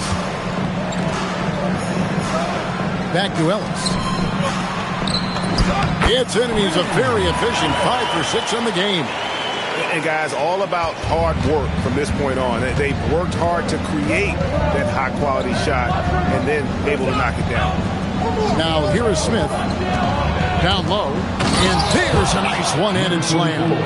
Oh, just solid on the one-handed slam. And guys, when it's a tight ball game like this, he's the guy they want with the ball. Here's Ellis to the paint. How's that for an answer? Right back with the dunk. And you can feel the excitement in the building. Both of these teams pouring it on. There's been a bit of a flurry here late, and this game may come down to which side gets a stop or two.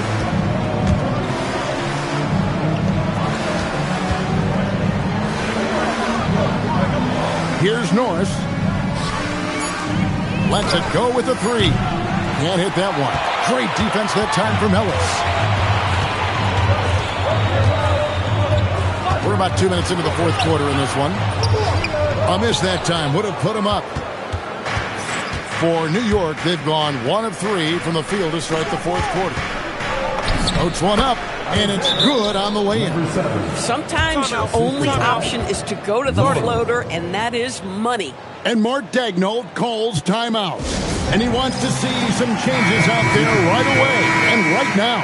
And the Knicks making a change here. Let's check in now with our Allie LaForce, who's got a story for us. Allie? Thanks, guys. Mark Daigneault had some words for his team over the last break. He told his guys to up their aggressiveness on the defensive end, saying this game is all about who can get stopped right now. I need you guys to bring some more energy on defense. That's how we'll get this win. Guys? All right, Allie, we thank you for that. To the right side. To the inside. A little over 2.5 minutes have passed here in the fourth quarter. And an important part of every team.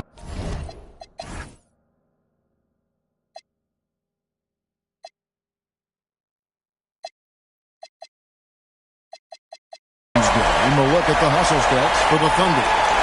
They have been a wrecking ball defensively, coming up with steals, being active with their hands, and just doing a terrific job of disrupting the rhythm. I think one of the things that also strikes me is their activity, forcing turnovers, coming up with steals. It has really shaped the tenor of this game.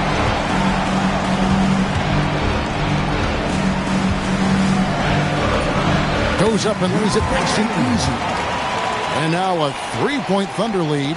Yeah, well done to finish that one off. Out to the right wing. Here's Norris. And the call on the shot that sends him to the line. Nice work to get it inside and draw the contact. And we've got a timeout from David Adelman. And that timeout by Coach was carefully measured, wanting to make sure that everybody is on the same page here.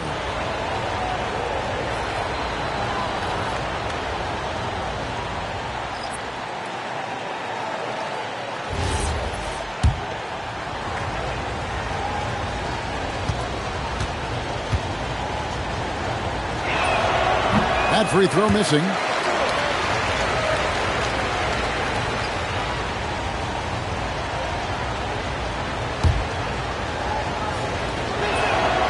So he comes up empty, missing both. The Thunder leading by 3. Here's Ntilikina. Oklahoma City moving the ball around. There's the pick for 3. That one's not going to go. New York's gone 0-3 so far in the fourth quarter from long range.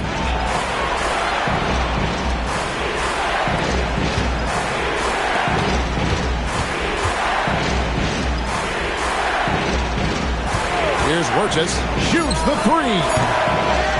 Another chance here. Doesn't get that one. The Thunder leading by 3. Takes the 3. Does not go in.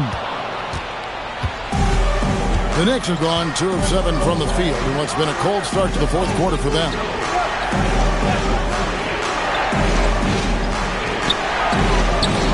Gets it to go. Down low. Oh, how about the dime? You love that unselfishness. For Oklahoma City, they've gone 5 for 9 from the field in the final quarter so far. Driving to the basket. Strong move off the glass. I'll tell you, an underrated thing right there. How effective that screen was. It just creates a lane to the cup. 1:51 left to play in the final quarter.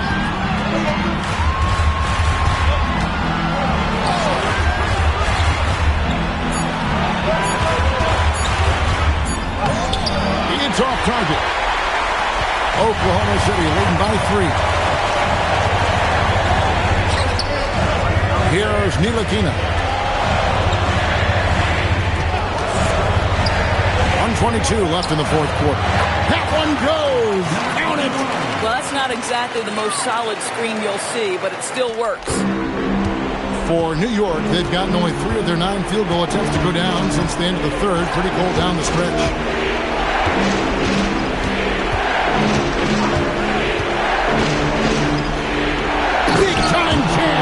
He was ready to receive and deliver.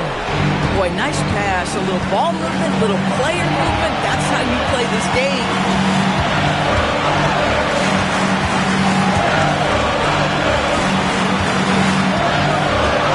Takes the shot. Jumper is off. That's a shot he's got to hit. You don't get many looks better from that range. To tie it up. Can't get it to go. They'll be trying to take as much time off the clock as they can. Exactly. Expect to see longer possessions from this point on. Stolen away. And so David Adelman calls the timeout.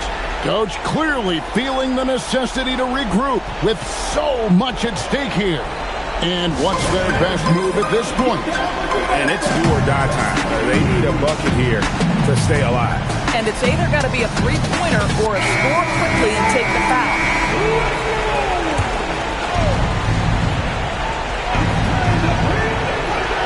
New York with the ball.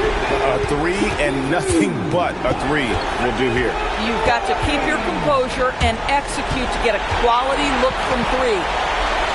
Fires the 3. The three doesn't go. And they foul intentionally. They're going to have to do that now. Again and again, they're not in the penalty yet.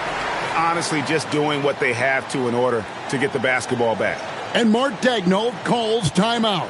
And he knows there's no room for mistakes and wants everyone on the same page.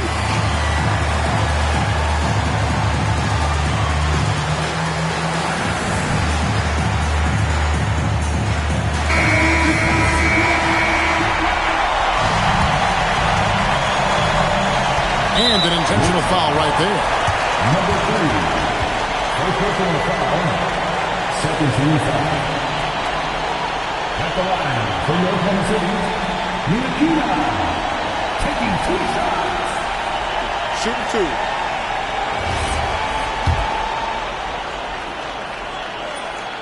2. Good on the first, and that gives them a 4-point cushion.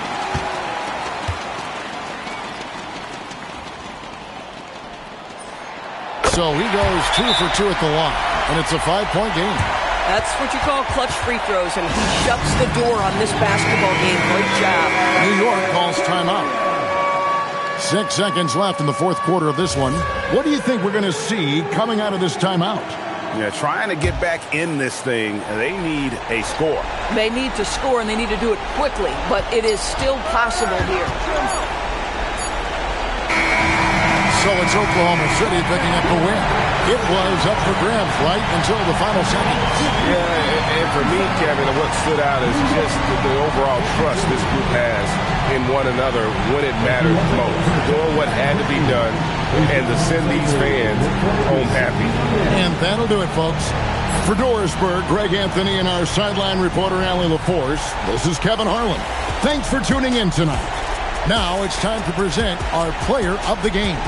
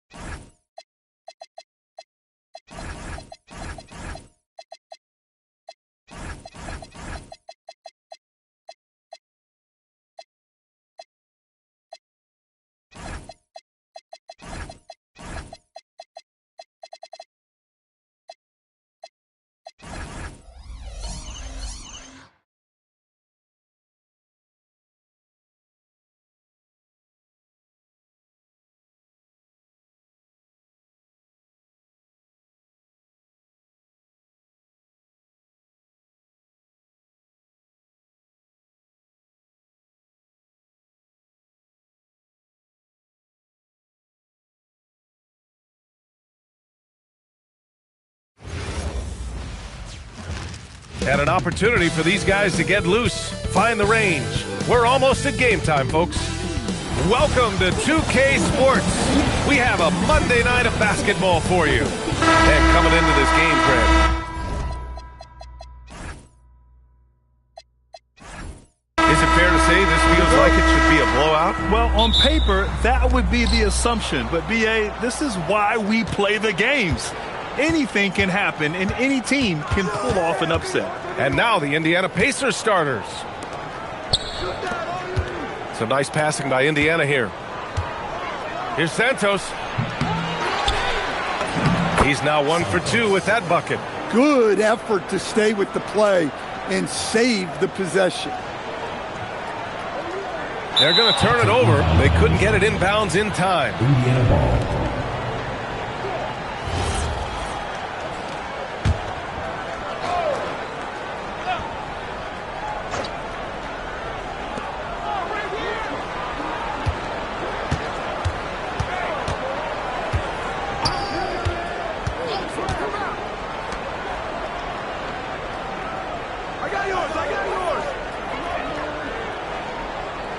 Down to 5 on the shot clock.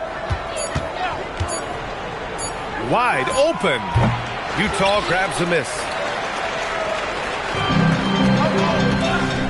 We played just over a minute here in the first. Over to the wing.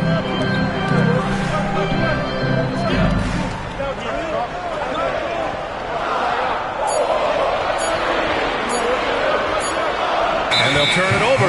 Couldn't get the shot off. A shot clock violation.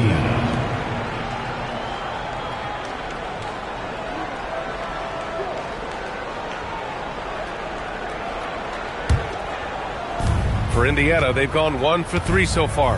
And over the 5 decades of the Jazz franchise history, almost half of those years, they were coached by the great Jerry Sloan. Well, the Jazz were a team that took on Jerry Sloan's toughness and a willingness to fight at all times.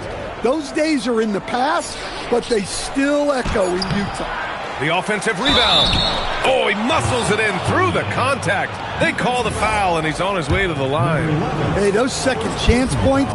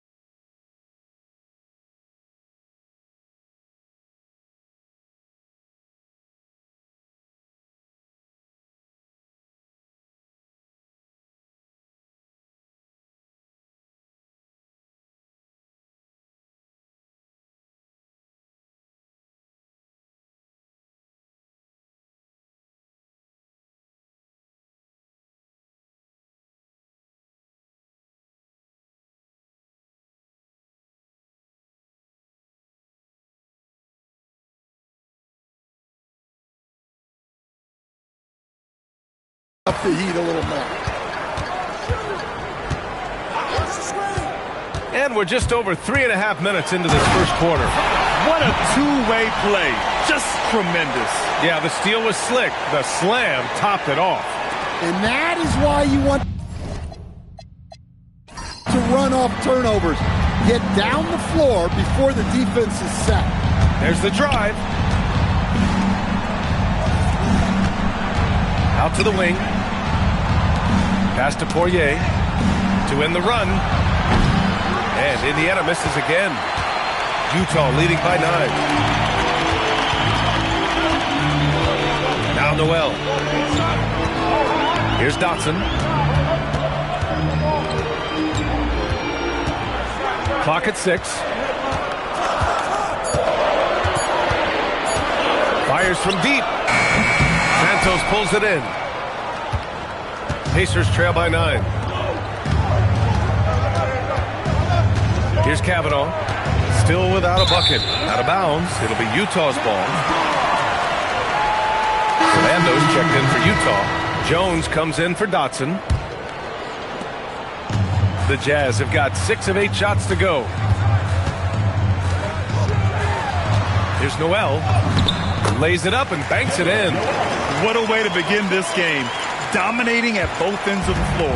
Obviously, guys, brilliant coaching, a perfect game plan. Indiana calls timeout.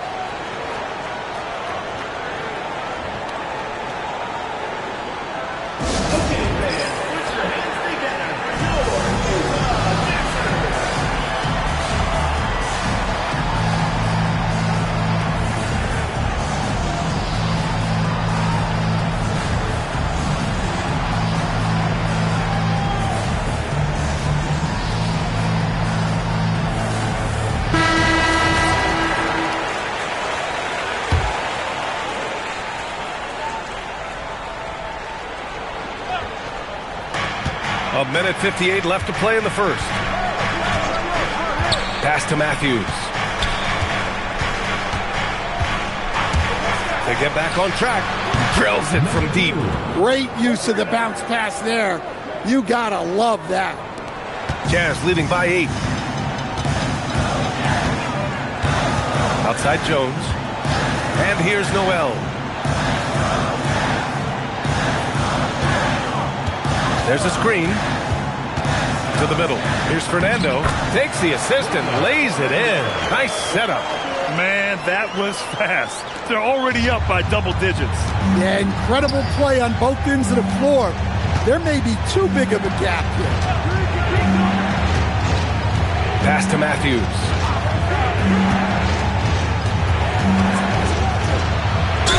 Oh, and there's the whistle on the shot. So 2 free throws for him coming up. And Graham, while most didn't expect it, last season the Pacers made the 2nd NBA Finals appearance in their franchise's history.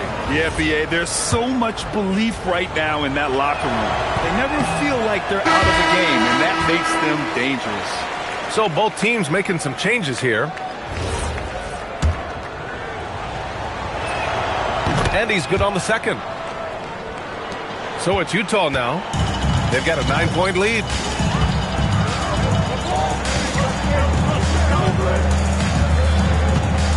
Pass to Brissett. On the wing, Jones. There's 39 seconds left to play in the first. No good.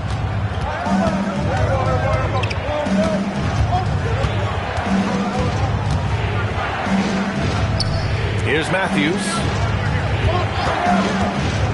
To the paint. Here's Leaf. Yep, that one's good. Attacking in the painted area. Clearly that was their game plan coming in. On offense, here's Utah.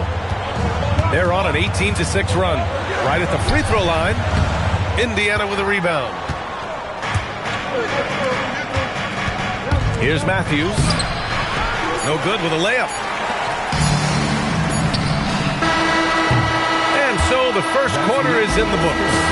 Utah ahead. They lead by 7. And we'll bring you the start of quarter number 2.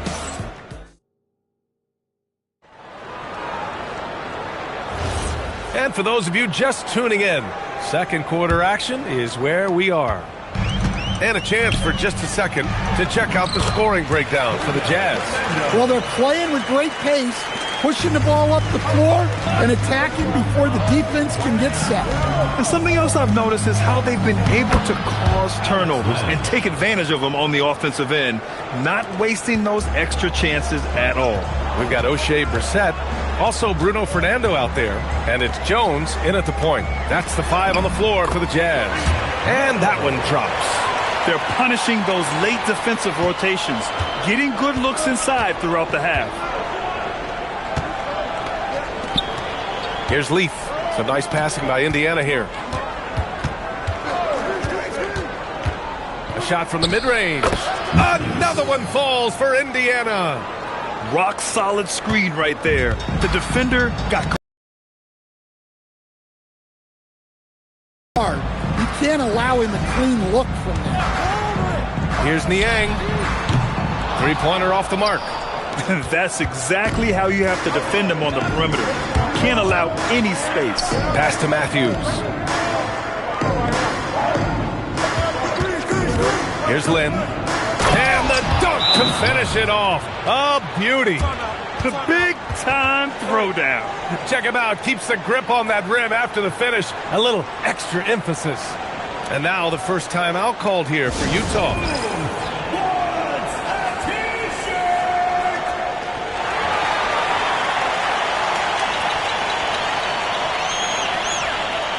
The Pacers making a switch here. And here in the second with about a minute and a half gone by. Here's Dotson.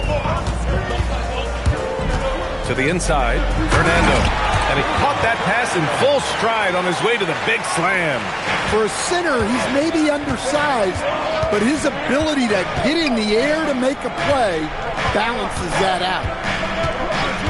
And there's the call. It's going to be an illegal screen.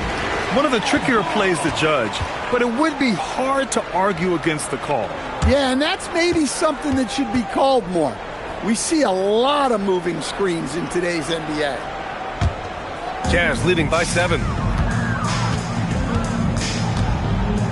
And players these days with great ball handling, but occasionally getting away with a carry at times. Oh, you know, BA, the old discontinued dribble. I mean, this might be where tracking cameras could start to help because that's such a tough call for an official to assess in the moment. And there's contact and a whistle. So he's got 2 shots coming up. He's getting his first free throw attempt of the night now. Bruno Fernando, 2 shots. No good on that one.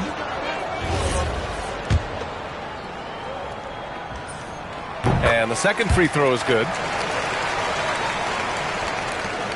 Pacers trail by 8. And here in the second quarter of action, just a hair under 2.5 minutes played.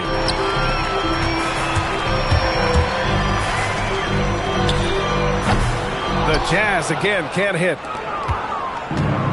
The Pacers have gone 3 of 3 to begin the second. Pass to Matthews. Crafty move. Utah grabs the miss. Oh, nice job protecting the rim. Turning an easy bucket into a miss. Shot's good by Dotson. Action on the break has fueled them tonight. They're winning the transition battle. Yeah, they did a great job of controlling the pace throughout the game and keeping the defense on their heels. Time called here. Indiana decides to talk it over. And the players take this opportunity to get some Gatorade. Getting some fluids in you is so important during these timeouts. Get fresh, keep those batteries charged. Yeah, without proper hydration, a player can completely run out of gas down the stretch of a ball game. And that's something that none of these guys can afford to have happen. If you're going to battle all the way to the finish, you have to be hydrated. Both teams will make substitutions. Pacers trail by 10. Takes the 3. First personal foul. First team foul.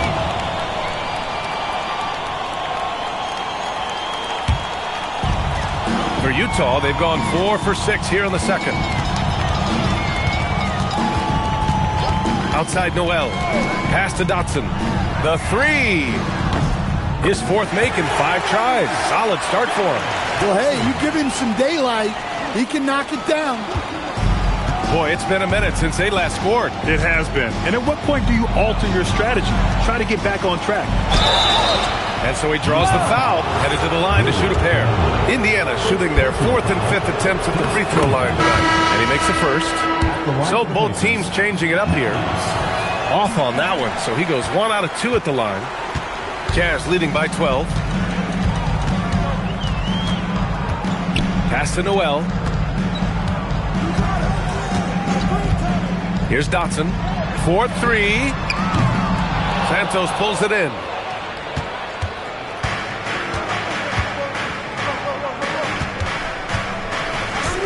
Here's Matthews.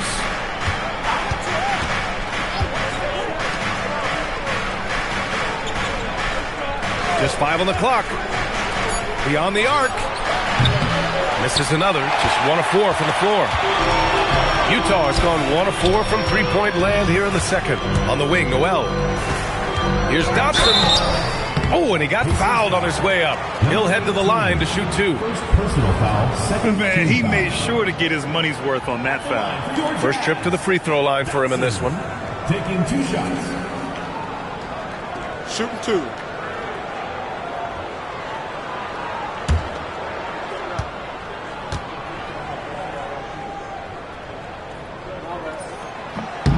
And he drops the first.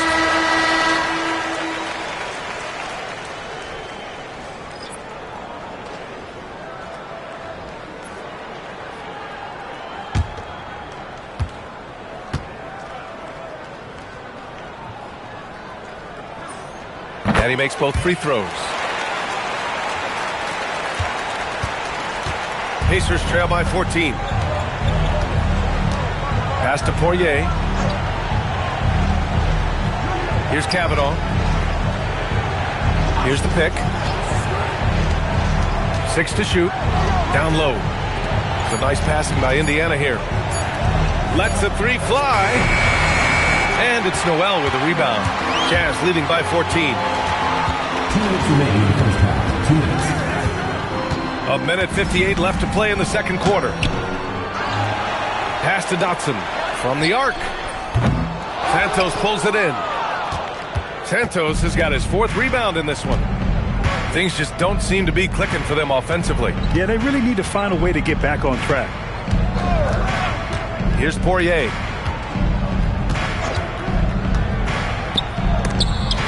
Inside. Finally gets one to go. That makes him 1 for 5 in this game. The Jazz have gone 5 of 10 in the second quarter.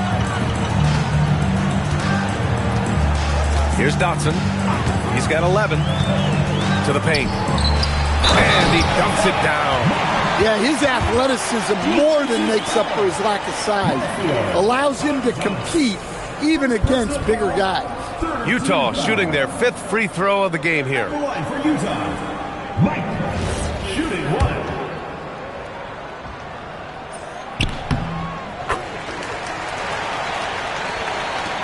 A minute 9 left to play in the first half.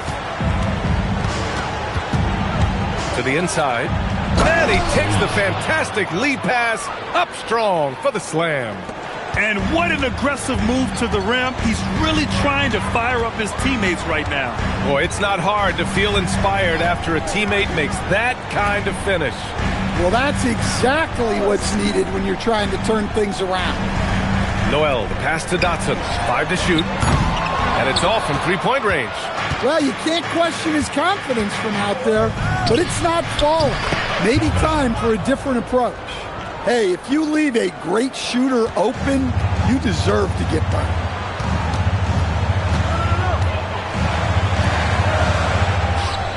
It's tipped. And it's out of bounds. The Jazz able to retain possession here. He was all over that pass. That's a cautionary tale.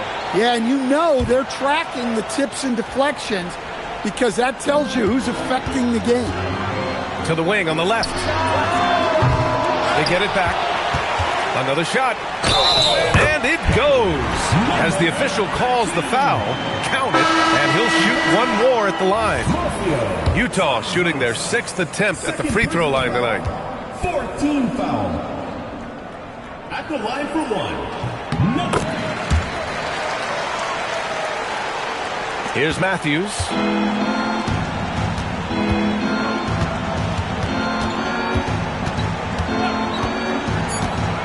Pulls up. No luck on that one. And so it's the Utah Jazz in a good situation, up by 13 points to close the quarter. Defense is setting the tone. We'll be back in a moment.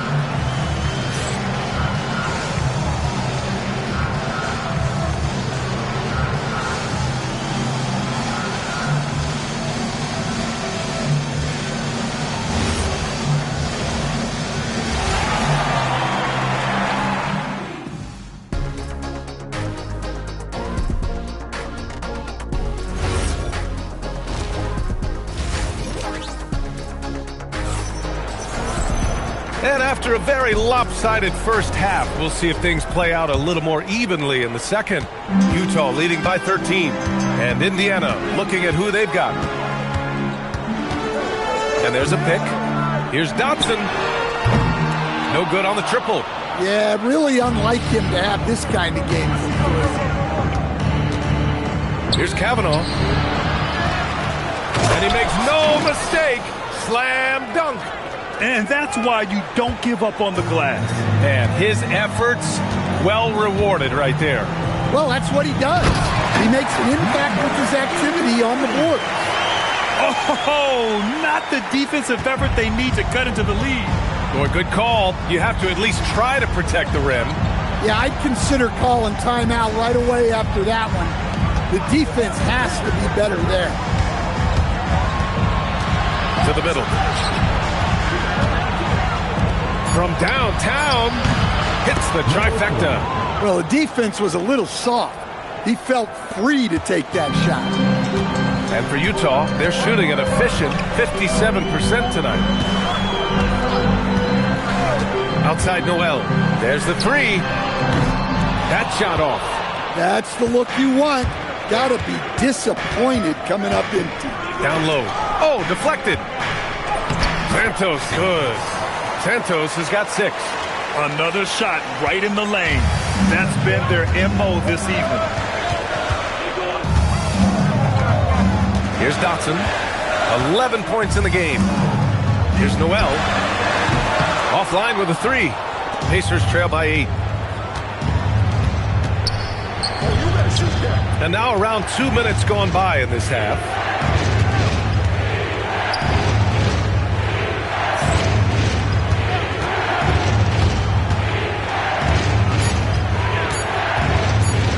From about 16. Nice D from Noel.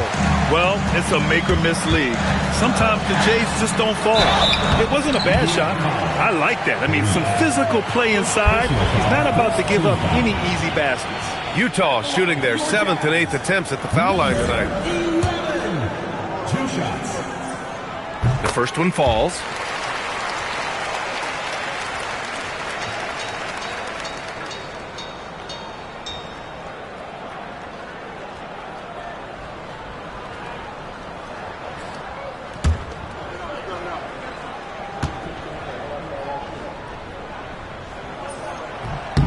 No good on the second free throw. Pacers trail by 9. And let's send it over to Allie LaForce. Thanks a lot, B.A. Well, the NBA keeping an open mind. Commissioner Adam Silver said, quote, "This is the only league that plays 48 minutes. I'm a fan of 10-minute quarters.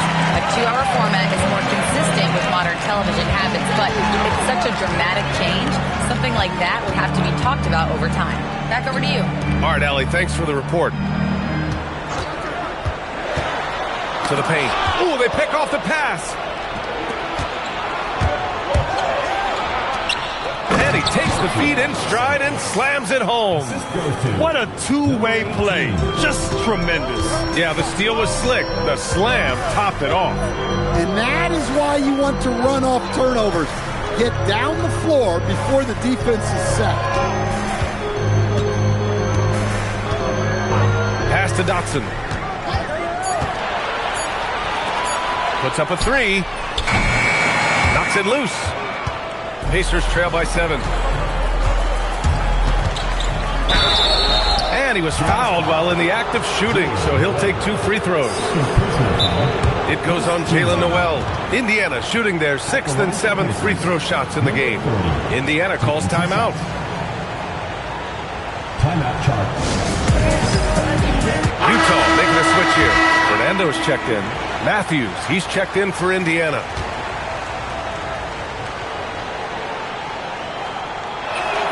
First free throw is good.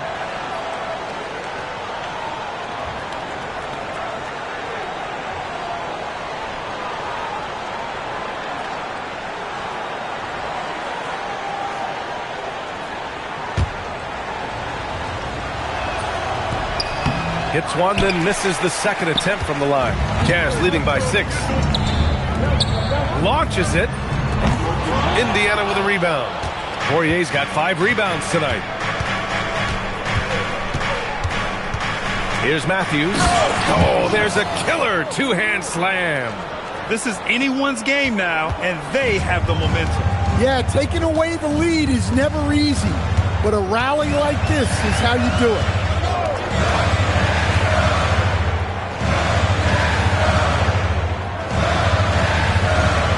Pass to Dotson. Unloads from 13. Number 13. First personal foul. First team foul. Here's Matthews. 6 points for him.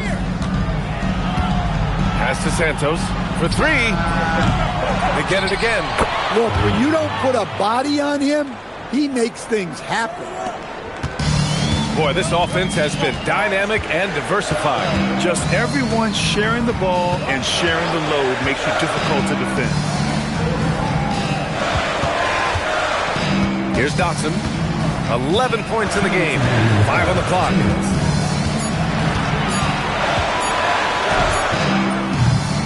And another miss by Utah. Yeah, you wonder what is he thinking right now. He's not shooting the ball well, and shots like that only hurt his team more. A minute 39 left in the third quarter. For the lead, Utah grabs the miss. The biggest lead of the game, 15 points.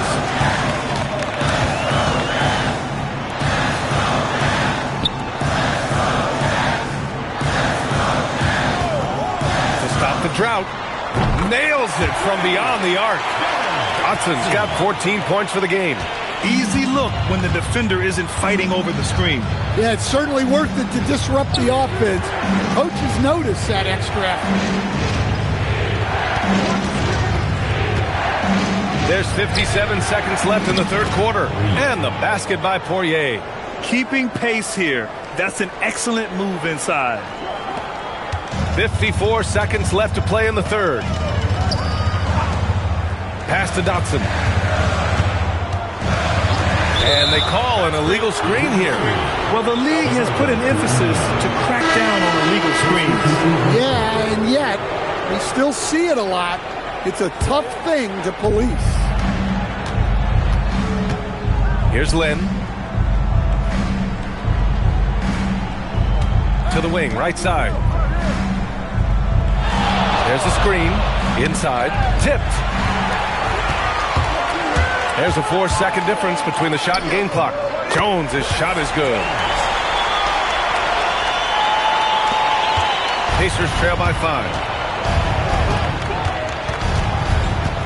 Here's Matthews. 6 points for him.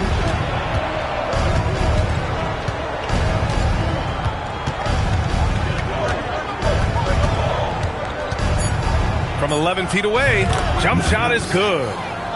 Matthews got 4 points this quarter. Nice dribble move to get to the hoop for an easy 2. 3 quarters of play and a close one here. Utah ahead, leading by 3. We've got more hoops coming your way in just a minute.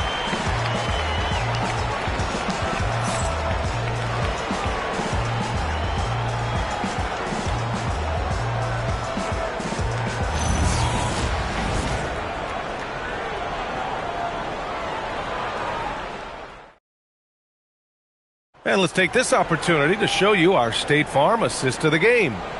Talk about painting a magnificent picture with that dime. Just a great decision and a perfect delivery.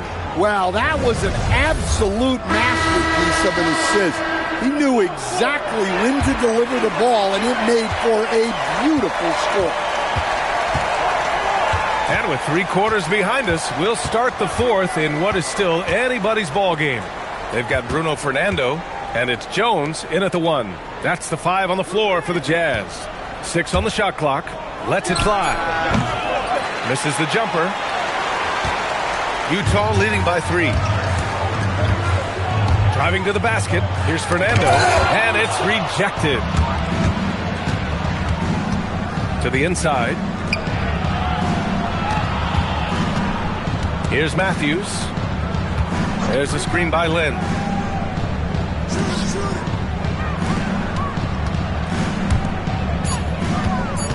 Here's Cavanaugh. He's guarded by Noel. Offensive rebound. Jazz foul. First personal foul. First team foul.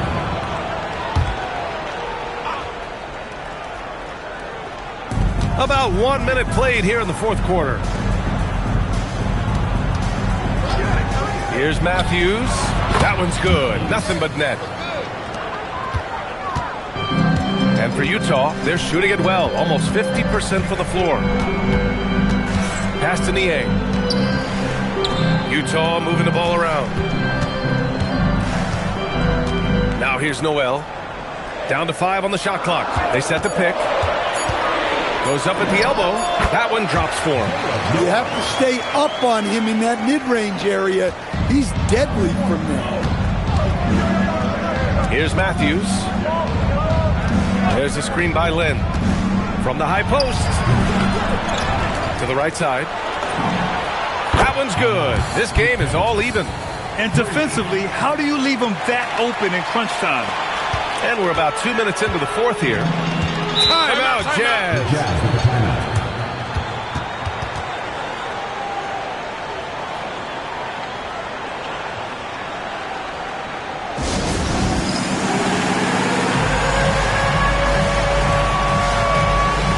All right, let's check in with Allie LaForce.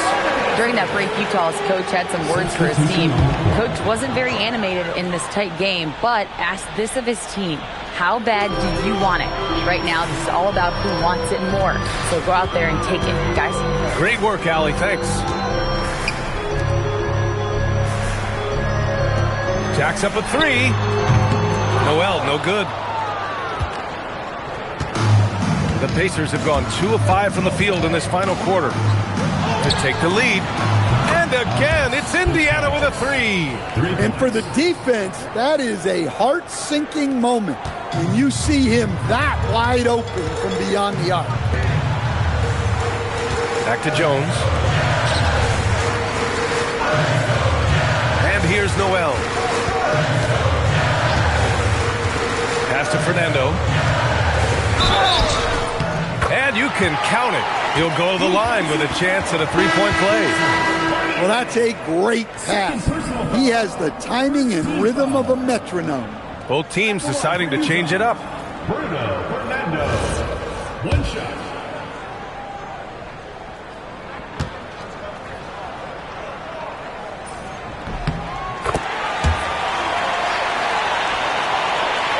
And we're about 3 minutes into the fourth now.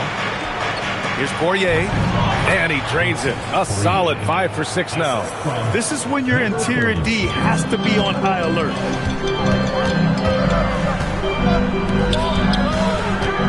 Pass to Dotson from behind the arc. It's rebounded by Indiana. Poirier's got his 8th rebound here tonight. Boom! He jams it straight down. Oh, what ferocity on the throwdown. I just love when he goes up with purpose. Where was the D right there? The effort lacking big time. And with the score as close as it is, these are the opportunities you truly can't block. Here's the 3. Cavanaugh with a rebound. Indiana leading by 4. To the middle. Here's Santos. Fernando grabs the miss. Utah's gone 0 for 3 here in the fourth.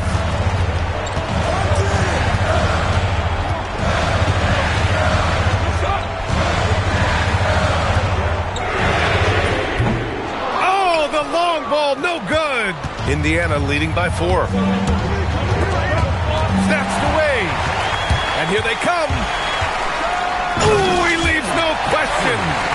great recognition, understanding that that one is all him. Yeah, beating everyone up the floor and finishes off the break. Here's Kavanaugh.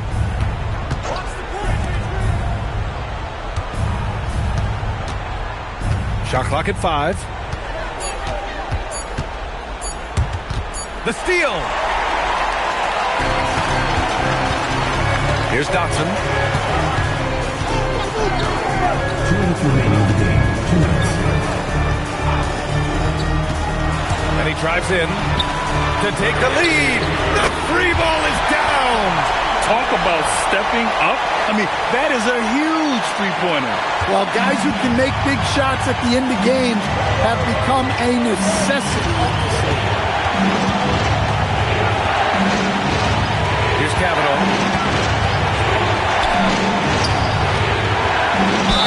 In for 2, beating the tenacious D. See, now that layup isn't possible without the help of the play. Second team foul. Those and-one plays can be real backbreakers in a close game. Utah trailing here.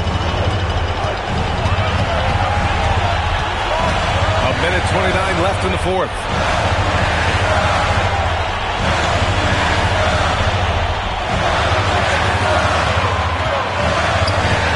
Oh, the slam off a fantastic lead pass. What a play.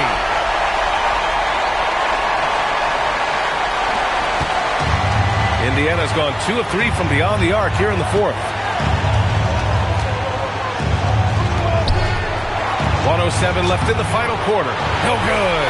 And the shooter had very little space on that attempt. There's no air space there whatsoever. That's as close as you can get without foul. There is absolutely no fear in his eyes. He loves the moment.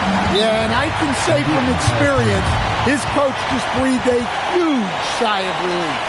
Timeout, Pacers.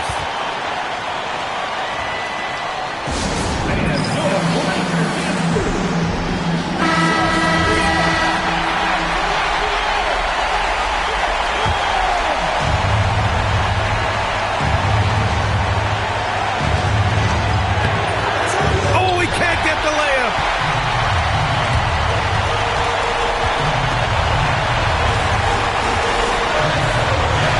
There's 42 seconds left in the fourth. From deep. You know, not the smartest play a defender can make there. Third personal foul. Second team foul. Your Jazz. Number 13. 3 shots.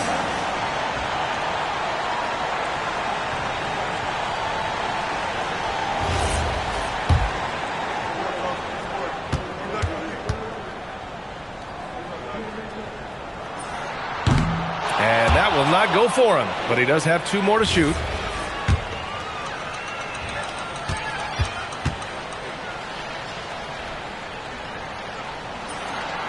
He makes the second free throw, and that makes it a 3-point lead.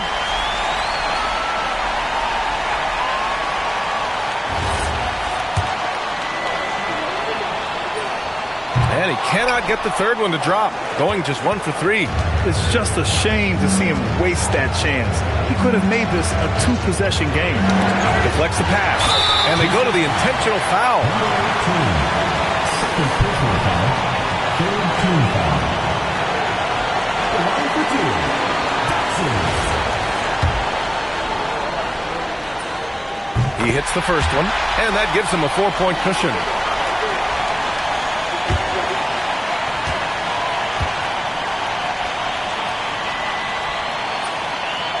Second one is good, getting both at the line. And it's a 5-point game. Great work at the line under pressure.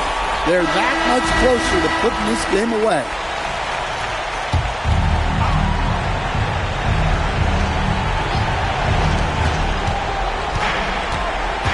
Here's Kavanaugh.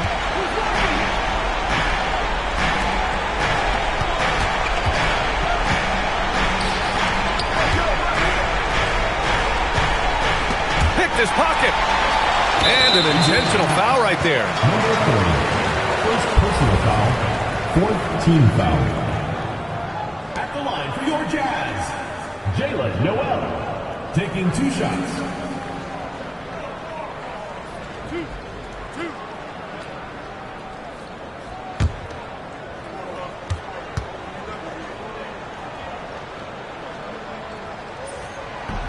And that hurts as he doesn't get the first one to fall. Trying to focus now for the second.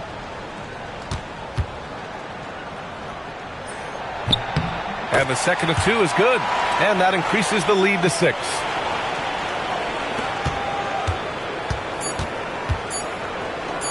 From deep three-point land. So we see Utah get the win here. Boy, a hard-fought game. They did a great job of holding on to the lead at the end. Yeah, get the coffee, because that's the way to close. You're going to face some obstacles in the game. They overcame every one. And that'll wrap it up, folks. With Grant Hill, Stan Van Gundy, and Allie LaForce, this is Brian Anderson saying thanks for watching the NBA on 2K Sports. And now our player of the game.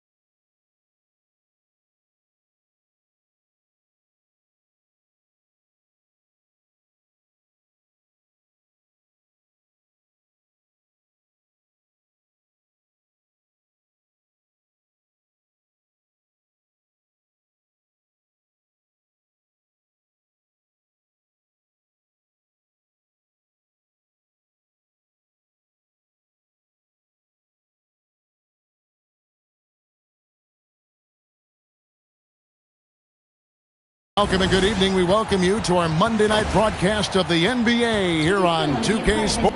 You know, these two teams rack up the assists. Here we go. Greg, they pride themselves on playing unselfish basketball.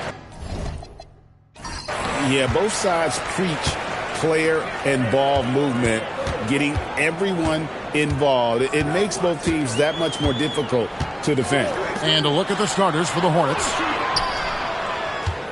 Fader on the way. That one falls. You know what? Didn't find a very good shot on that possession, but still able to get 2 points. Defended by Boston. Aldridge is screen.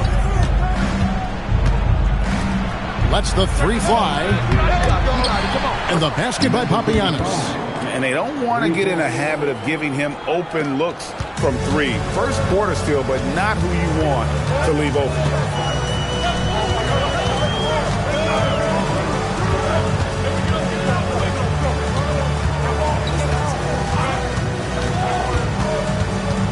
Shot clock at 6. And just over a minute played here in the start of the game. That shot is off. In the corner, it's Aldridge. Second chance shot. Count the bucket. And he's got a free throw coming up as well.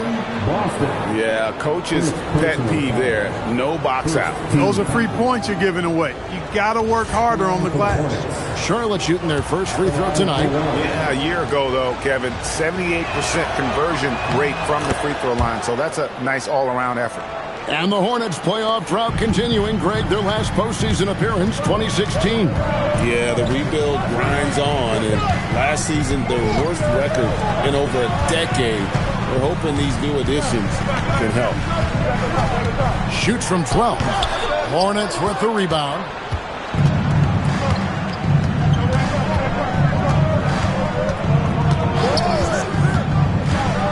To the middle. Drops in the layup for 2. And once he got to the 10, I think he was surprised to find himself that wide open. Well, this early, they should be showing a lot more energy on defense. It's not there. There's a good screen.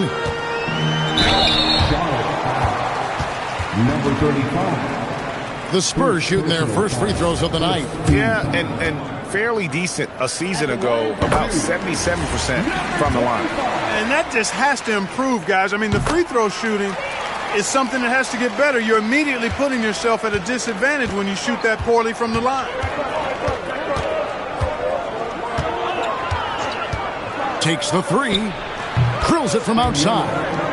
And the lack of effort to fight over the screen there makes that an easy shot. Well, I'm going to credit the screen. I mean, that's a good, strong pass to Boston. The shot goes in. First shot, first basket. Well, check out that assist. That's a pair of teammates that are clearly on the same page. Now about 3 minutes gone in the first quarter. Aldridge up on top. And they pick up 2. And that assist got him a little nod from his teammate after that one. Spurs trail by 6.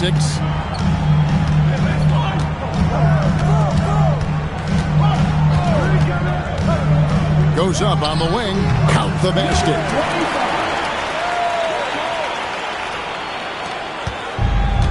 Charlotte is gone 1 of 3 from beyond the arc so far in the game. And we're just over 3.5 minutes into the first quarter. 6 to shoot. Charlotte needs to get a shot. Offline with his 3. The Spurs have gone 3 of 5 shooting the ball so far. Now Boston. Spurs working the ball around now. Here's Roden. Again, the Spurs good for 2. And just a step ahead of the D in that possession there, making the pass. Nice assist.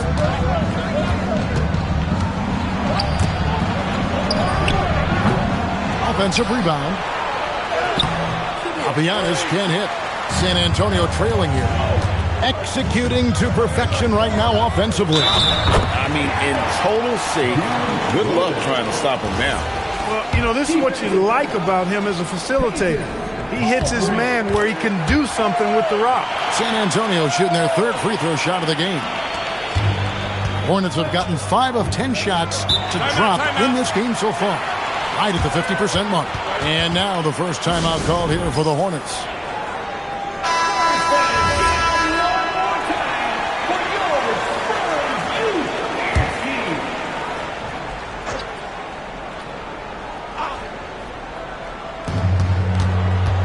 Outside Aldridge.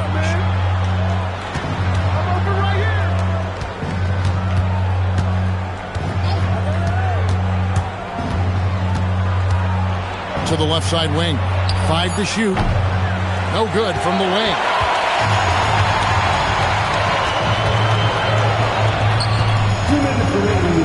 With some arc. Rebounded by Papagiannis. The Hornets trail. Inside. And the layup falls. He's got 5. Yeah, another nice bucket down low. They've really been able to work the ball into the post effectively here so far. And so Mitch Johnson decides to call timeout. He's going to take a few moments here to check in with his team and regroup.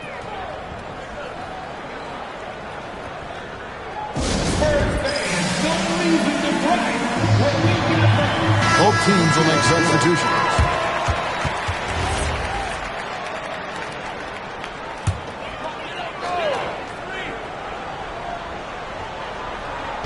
A minute 42 left in the first quarter. And that's out of bounds. San Antonio will retain possession.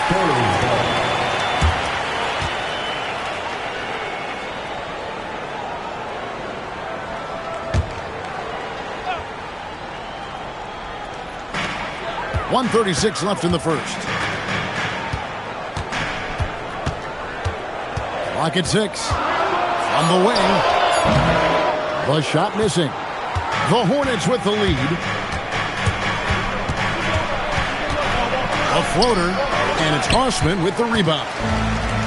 The Spurs shooting 56% in this first quarter. An outstanding start for this offense.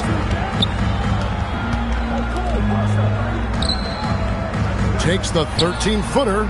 It's rebounded by Charlotte. You can't look at the result of that shot. They'll take that whenever they get it. Well, you know, I hear you. That's a good look, but when you're that wide open, I think you got to knock it down. Driving the lane. Aldridge wide open. He fires. Buries the long-range jumper. Aldridge has got 5 now. Defensive mix-up for sure right there. Somehow he was left open. Pass to Osman to the right side.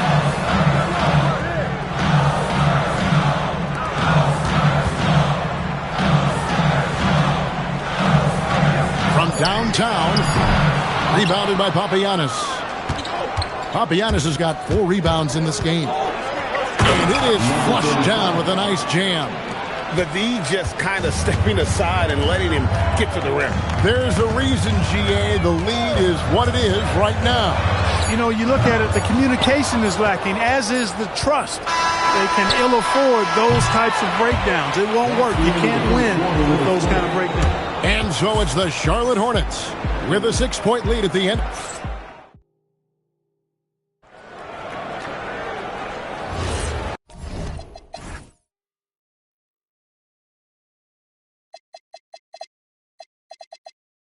And if you're just joining us, we've played through 1 quarter in this one.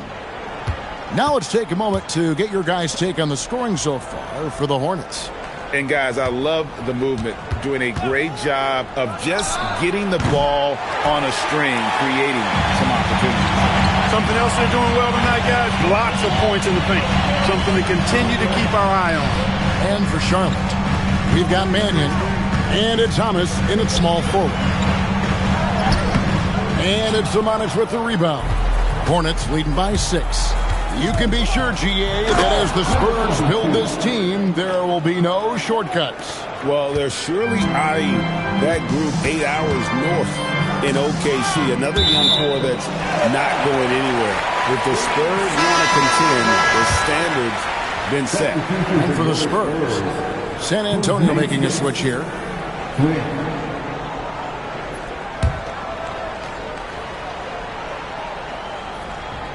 Here's Flynn. No good on the quick three. Now here's Mannion. Covered by Flynn. There's the screen. After Samanic. A good finish at the rack off the slick feed. Samanic has got the lead up to 10 now for Charlotte. And the Spurs with possession. Over to the left wing. Here's Kuzminskis. Three-pointer. Again, the miss by the Spurs. Second quarter of action, about a minute and a half played. Pass to Hummus. Oh, and he almost had a four-point play right there. He'll go to the line with a chance for three. And one thing we love about the NBA, Clark, the different styles the teams play with. So how important is pace? I think it's critically important, Kevin, because the game is meant to be played at a fast pace. 24-second shot clock, 8 seconds to get the ball across the half-court line. And some teams really step on the gas pedal and try to play extremely fast. Others want to massage the pace. So I like the fact that there are different approaches to pace for the teams in the NBA.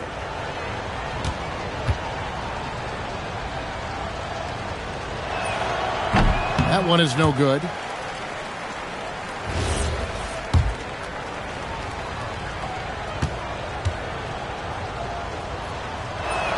And he nails the third. We're closing in on 2 minutes played here in the second quarter. Guys, they're looking for a way to score here. Yeah, they've had a tough time taking the lid off. Yeah, the defender all over it. He got him good there. I mean, that's why the shot was so far off. The Spurs shooting their 4th and 5th attempts at the free throw line tonight. And the first one drops. Charlotte making a switch here. Cool Boca's checked in. Both shots good from the stripe. Over the last 2 decades, Kemba Walker has been one of the few bright spots, Clark, for Charlotte basketball. Yeah, you look back at his time there, he led the Hornets to their last 2 playoff appearances, Kevin. He retired as their all-time leading scorer, and now they're thrilled to have Kemba Walker back as a player enhancement coach. And again, the Hornets missing. Spurs trail by 10. Pass to Osman.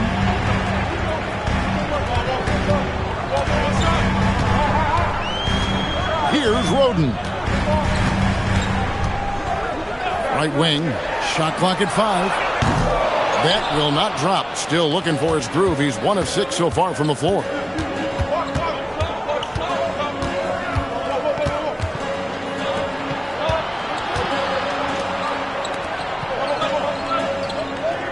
There's a screen. Out to the wing. And it's going to be out of bounds. The Spurs will take it. No clue where that pass was going. That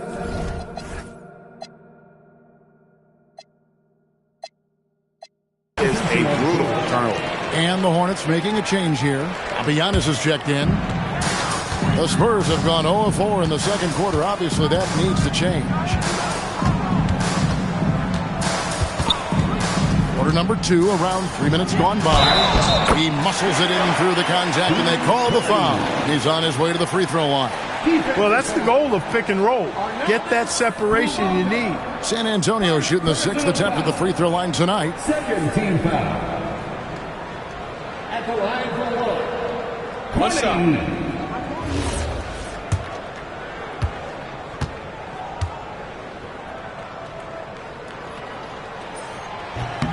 And the free throw, no good. Charlotte leading by 8. Sweet move. Bucket is good. They're taking it right into the teeth of the defense, and it's a defense that's starting to look frustrated.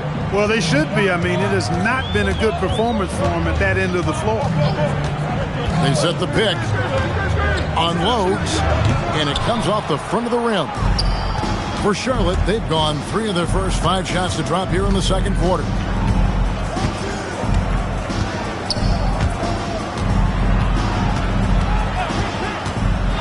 A fader. Second chance effort, and that's 2 points on the layup.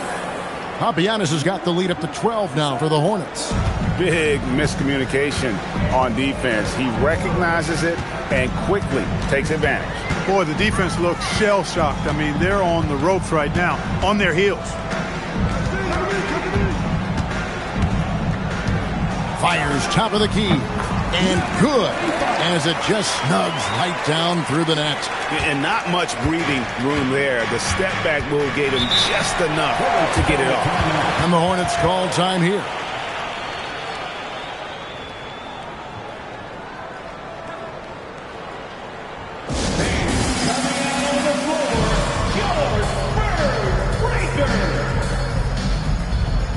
Aldridge, he's checked in for Charlotte.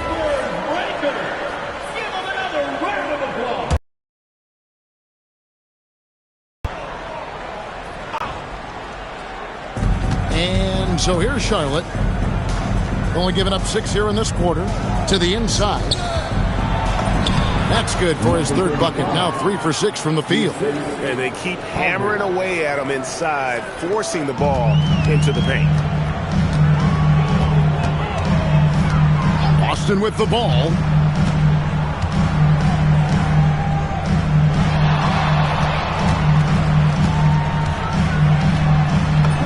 And he drops it in from the low post. 10 points for him. Gets the defender to sell out on the pump fake, then flips it in. Defended by Boston. There's 1:54 left here in the second. To the paint. Outside Aldridge. Off target from three-point range. And close to making the defense pay for the lax coverage that time. They get a hand on it.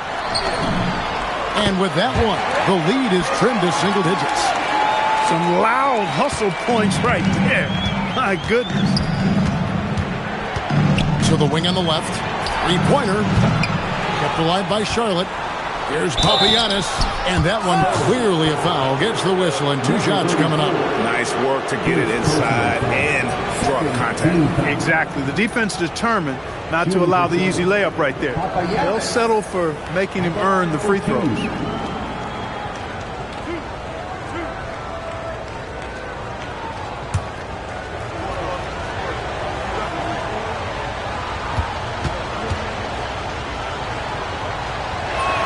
First free throw is good.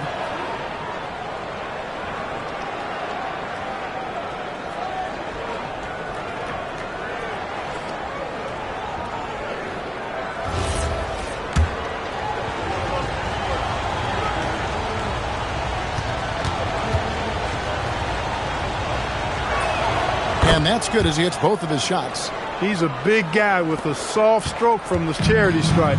You love to see that. And so Mitch Johnson decides to call timeout. He's going to have a discussion on the sideline. And the lack of rim protection, top of the list. Yeah, you know, just look at the numbers, guys. I mean, they are being taken to the woodshed in the paint.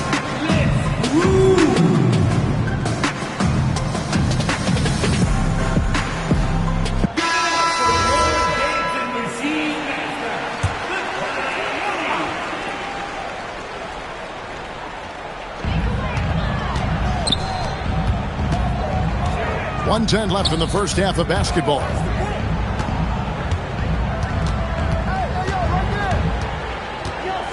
Five on the clock. No good on the three. Charlotte leading by 10.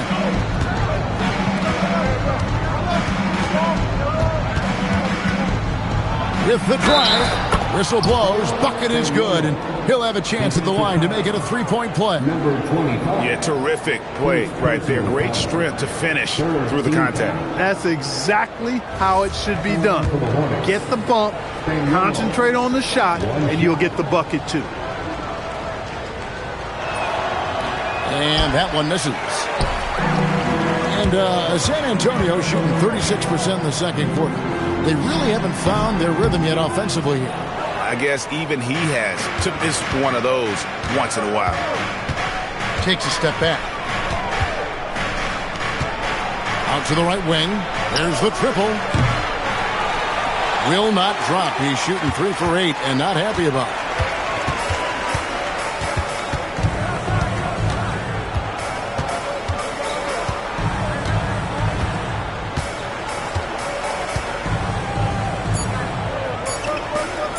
Here's Boston. And the last-second attempt doesn't fall.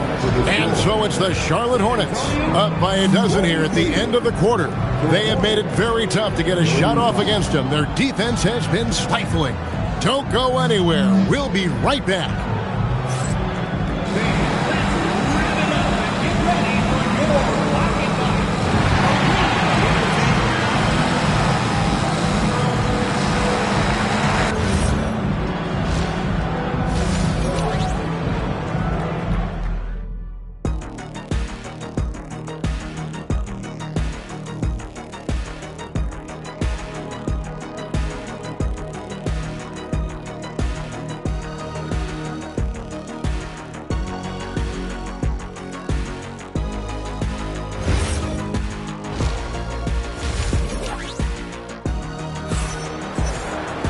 And with the second half upon us, we'll find out if this game becomes the route that it's threatening to be.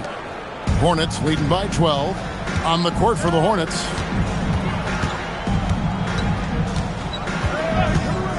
There's the pick. Down low, here's Papagiannis. Great pass to set up the lay-in. Papagiannis has got the first points of the third quarter up on the board for Charlotte. Now, Boston.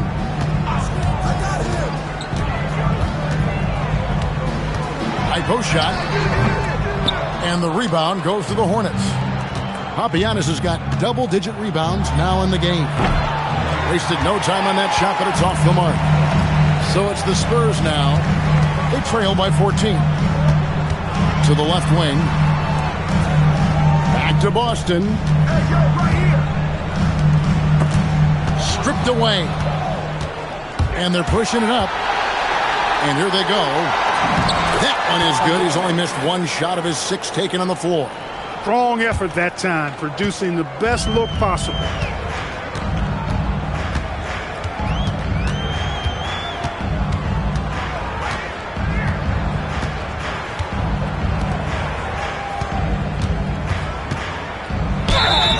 And contact on the shot, so he'll be shooting free throws here. The Spurs have shot 5 of 6 at the foul line tonight.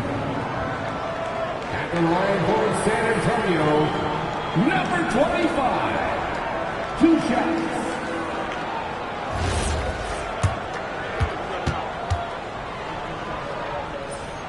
First one falls for him. And team-wide, they've been terrific from the line here. Just one of those nights when the confidence has spread from one player to the next. Third quarter of basketball, about a minute and a half in. Defended by Boston.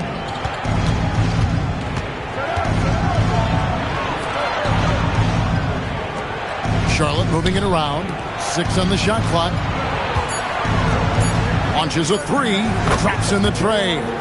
10 points for him. And that's good stuff from him. Nice touch. Spurs trail by 17. Roden. And he jams it after taking the nice feed on the run. Strong move to the 10, trying to get his guys going. Hard not to get motivated, GA, right when your teammate makes that kind of play. Yeah, you know, when you're looking to close the gap, you need guys who will take it upon themselves to step up, take the initiative, and make something happen. Hornets leading by 15. Aldridge's screen. From the arc. And it's the Hornets, another 3. Perfect dime drop that time. Nice execution of the bounce pass. And here are the Spurs. Pass to Boston. Well, we're into the third quarter, just over 2.5 minutes played. Aldridge left side. And there's another one for the Hornets. And really the story of this second half, one team getting the shots they want, the other not so much. And that's why you have such a huge gap in the shooting numbers between the teams. To the middle, picked off in midair. And a fast break now for the Hornets. Trying to break that ice-cold streak, and it's good on the layup. Well, there you go. One team operating on all cylinders at both ends, steals, fast break buckets, and the other team in scramble mode. To halt the run.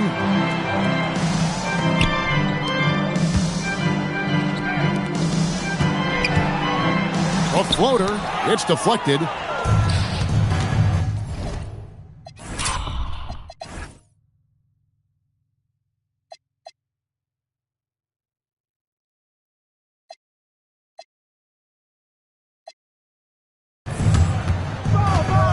Defended by Boston. No good on the shot. For San Antonio, they've gone 1 of 3 since starting the second half. Pass to Roden. Here's Boston. Beyond the arc. And the rebound goes to the Hornets. Giannis has got 12 rebounds here tonight. Big time effort. And he slams it one-handed. You know, didn't need 2 hands for that slam. One will do just fine. You're right. He can save the other hand for the next time. Yeah, I like the variety, though. Nice to switch it up. And so Mitch Johnson decides to call timeout. Coach is going to talk some.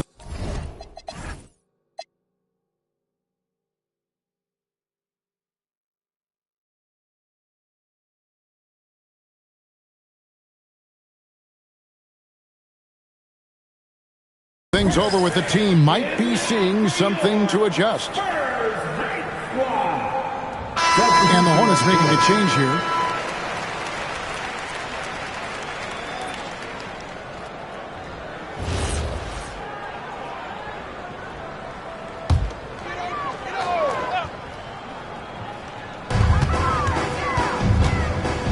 Here's Roden.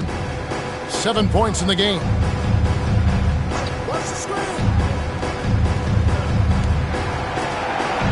And Boston has it in the corner. Clock is at 3. To stop the drought. It's rebounded by Charlotte.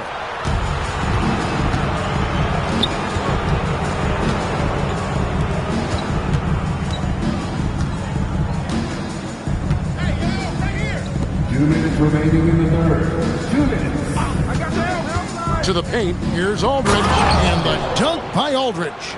And not the prototype power forward, but he has tremendous athletic ability. And San Antonio shooting about 33%. Not happy with their play on that end. 1:36 left to play here in the third. Inside. Can't get it to fall. No matter what looks they get, they just can't convert to stop this run. And, you know, they've got to be careful because this is when the team concept breaks down and guys start playing hero ball. To the inside. It falls for his 5th field goal tonight. Now shooting 5 for 8. Well-rounded effort, and they show no signs of letting up. Almost no holes in their performance tonight. They've been tremendous. So both teams making some changes here. Over to the wing.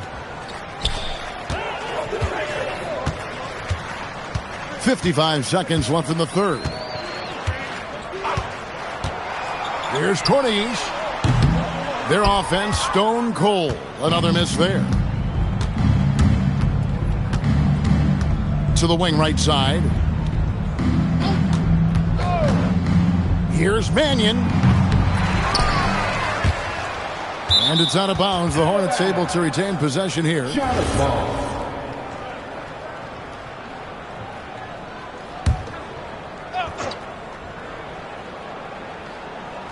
On defense, San Antonio.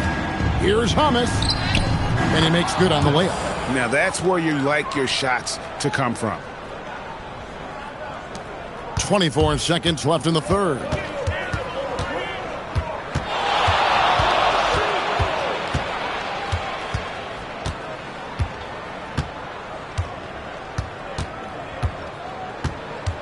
Shot clock at 6. The tray gets it to go from beyond the arc. He's got 15. Just 4 seconds left in the third quarter. No good that time. And so it's the Charlotte Hornets rolling along with a 27-point lead as we wrap up the quarter. Their defense has been active. And let's take this chance now to show you the State Farm assist of the game. And how about the big fella here?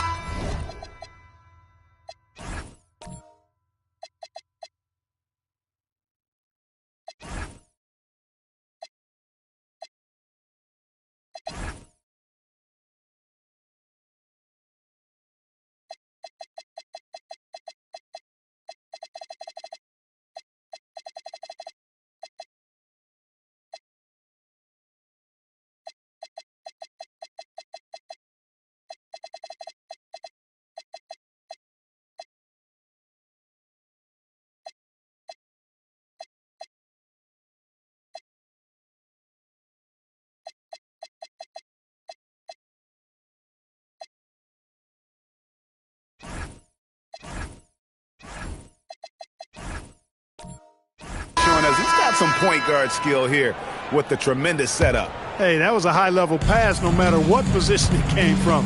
But it does make it stand out a little more when it's made by the big fella.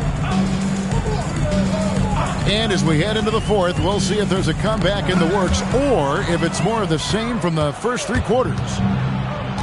And for the Hornets, we've got Mannion, and it's Kulboka in at the 4. Fade away. And it's Osman with the rebound. That's a shot he's got to hit. You don't get many looks better from that range. And the basket is good. Got it to go through on the contact, so a free throw coming up. Great opportunity for a three-point play. And some stats here, guys. The scoring breakdown for the Hornets. Well, you know, for me, the passing has been fantastic all night. Everybody loves watching this style of basketball where the ball moves and players move. Coaches, fans, and even us broadcasters can appreciate that kind of action. And also, guys, they've been showing how dangerous they are in the open floor. When they see a chance to get easy points, boy, they just jump up. You know what? You've got to always be in control of your emotions. Straight frustration right there, and I agree with you. Self-control of your emotions, a must-have if you're going to play winning basketball.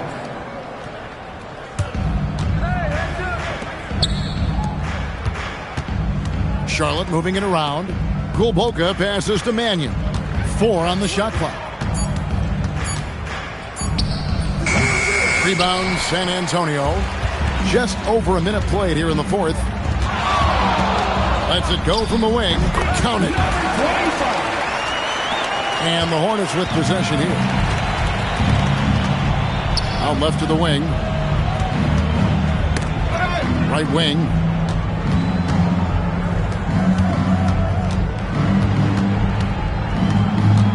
Out to the right wing.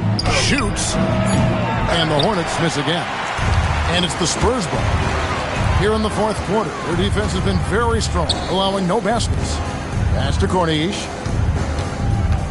Back to Osman. Here's Corniche.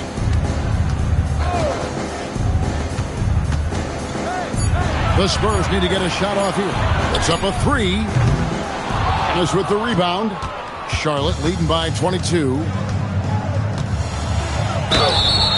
Shooting foul as the whistle blows. He'll shoot 2 free throws. First free throw is good.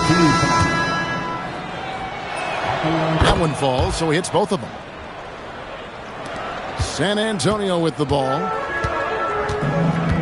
Out to the wing.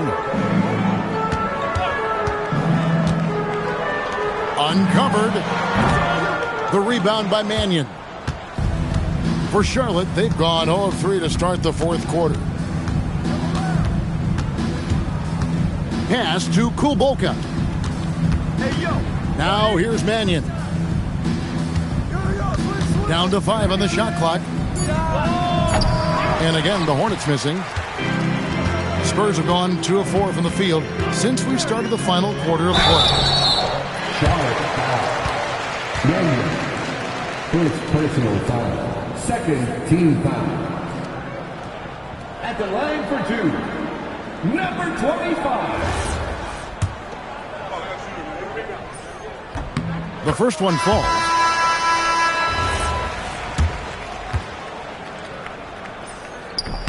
And that one goes in. 2 from the line that time. Here's Mannion. To the left wing. We're in the final quarter of play here. 3 minutes in. Pass to Samanic. That shot off. The Spurs shooting poorly, just 35% so far. The shot, and some very quick points for him on that possession. 21 points in the game. Hornets leading by 20. To the left side wing. Mannion the pass to Hamas. Now here's Mannion. He's guarded closely. Shoots it up. Shot is good off the back rim and in. Fourth quarter of play, and over 3.5 minutes have gone by.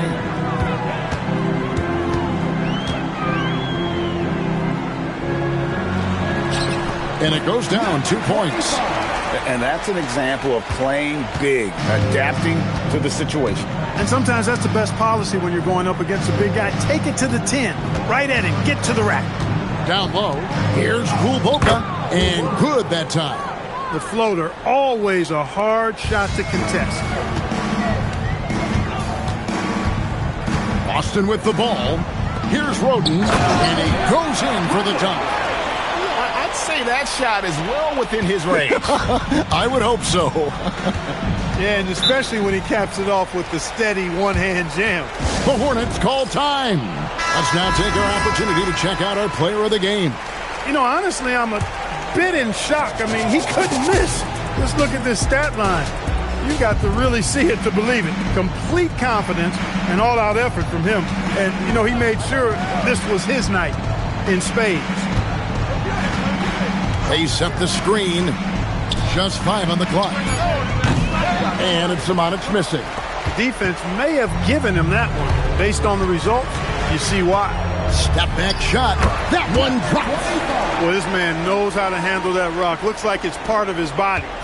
Hornets leading by 18. Stolen away. Uncovered. It's in. His shot is pure. And here is Mannion. And there's 1:45 left here in the fourth quarter. It's picked off. All alone. He soars in for the double clutch dunk. And guys, that's not as easy as he made it look. You've got to have some skills to pull that off. Well, he's got plenty of those, Yeah. that's for sure. Yes, indeed. Let's just call him ladder climber.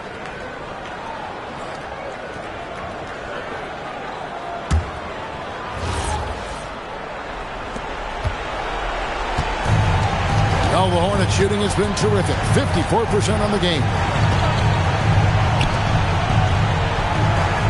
There's 1:26 left to play here in the fourth.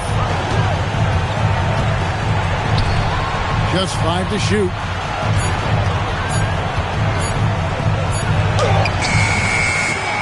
And that time also a missed shot. Spurs trail by 14. And so only one team answered the bell tonight, guys. Not a monster blowout by any means, but still a double-digit victory for the Hornets. Their hard work on the glass paid off. I tell you what, they're both excellent rebounding teams, and it was a tough battle underneath all game. And I think ultimately that earned the W.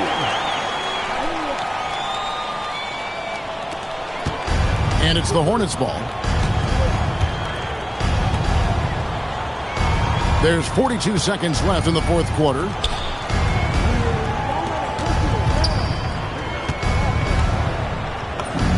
Lays it in off the window. And they came in determined to take this one. It's going to be a happy flight home.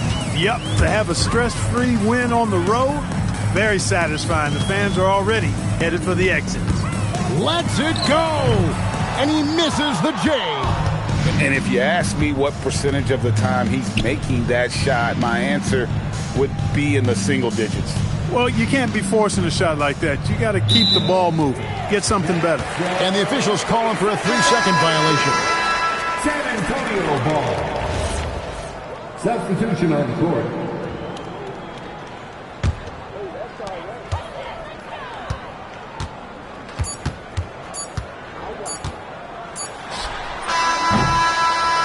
So no problem for Charlotte as they get the win. This was a very strong showing for them, Greg. Not necessarily a runaway win, but one they'll feel very good about. And let's face it, anytime you can go on the road and win in the fashion they did, you have to feel good about it. Really an outstanding effort all the way around. And that's going to do it tonight, folks, for our broadcast. And so now, for Greg Anthony, Clark Kellogg, and Allie LaForce, this is Kevin Harlan saying thanks for tuning in. Now it's time for our player of the game.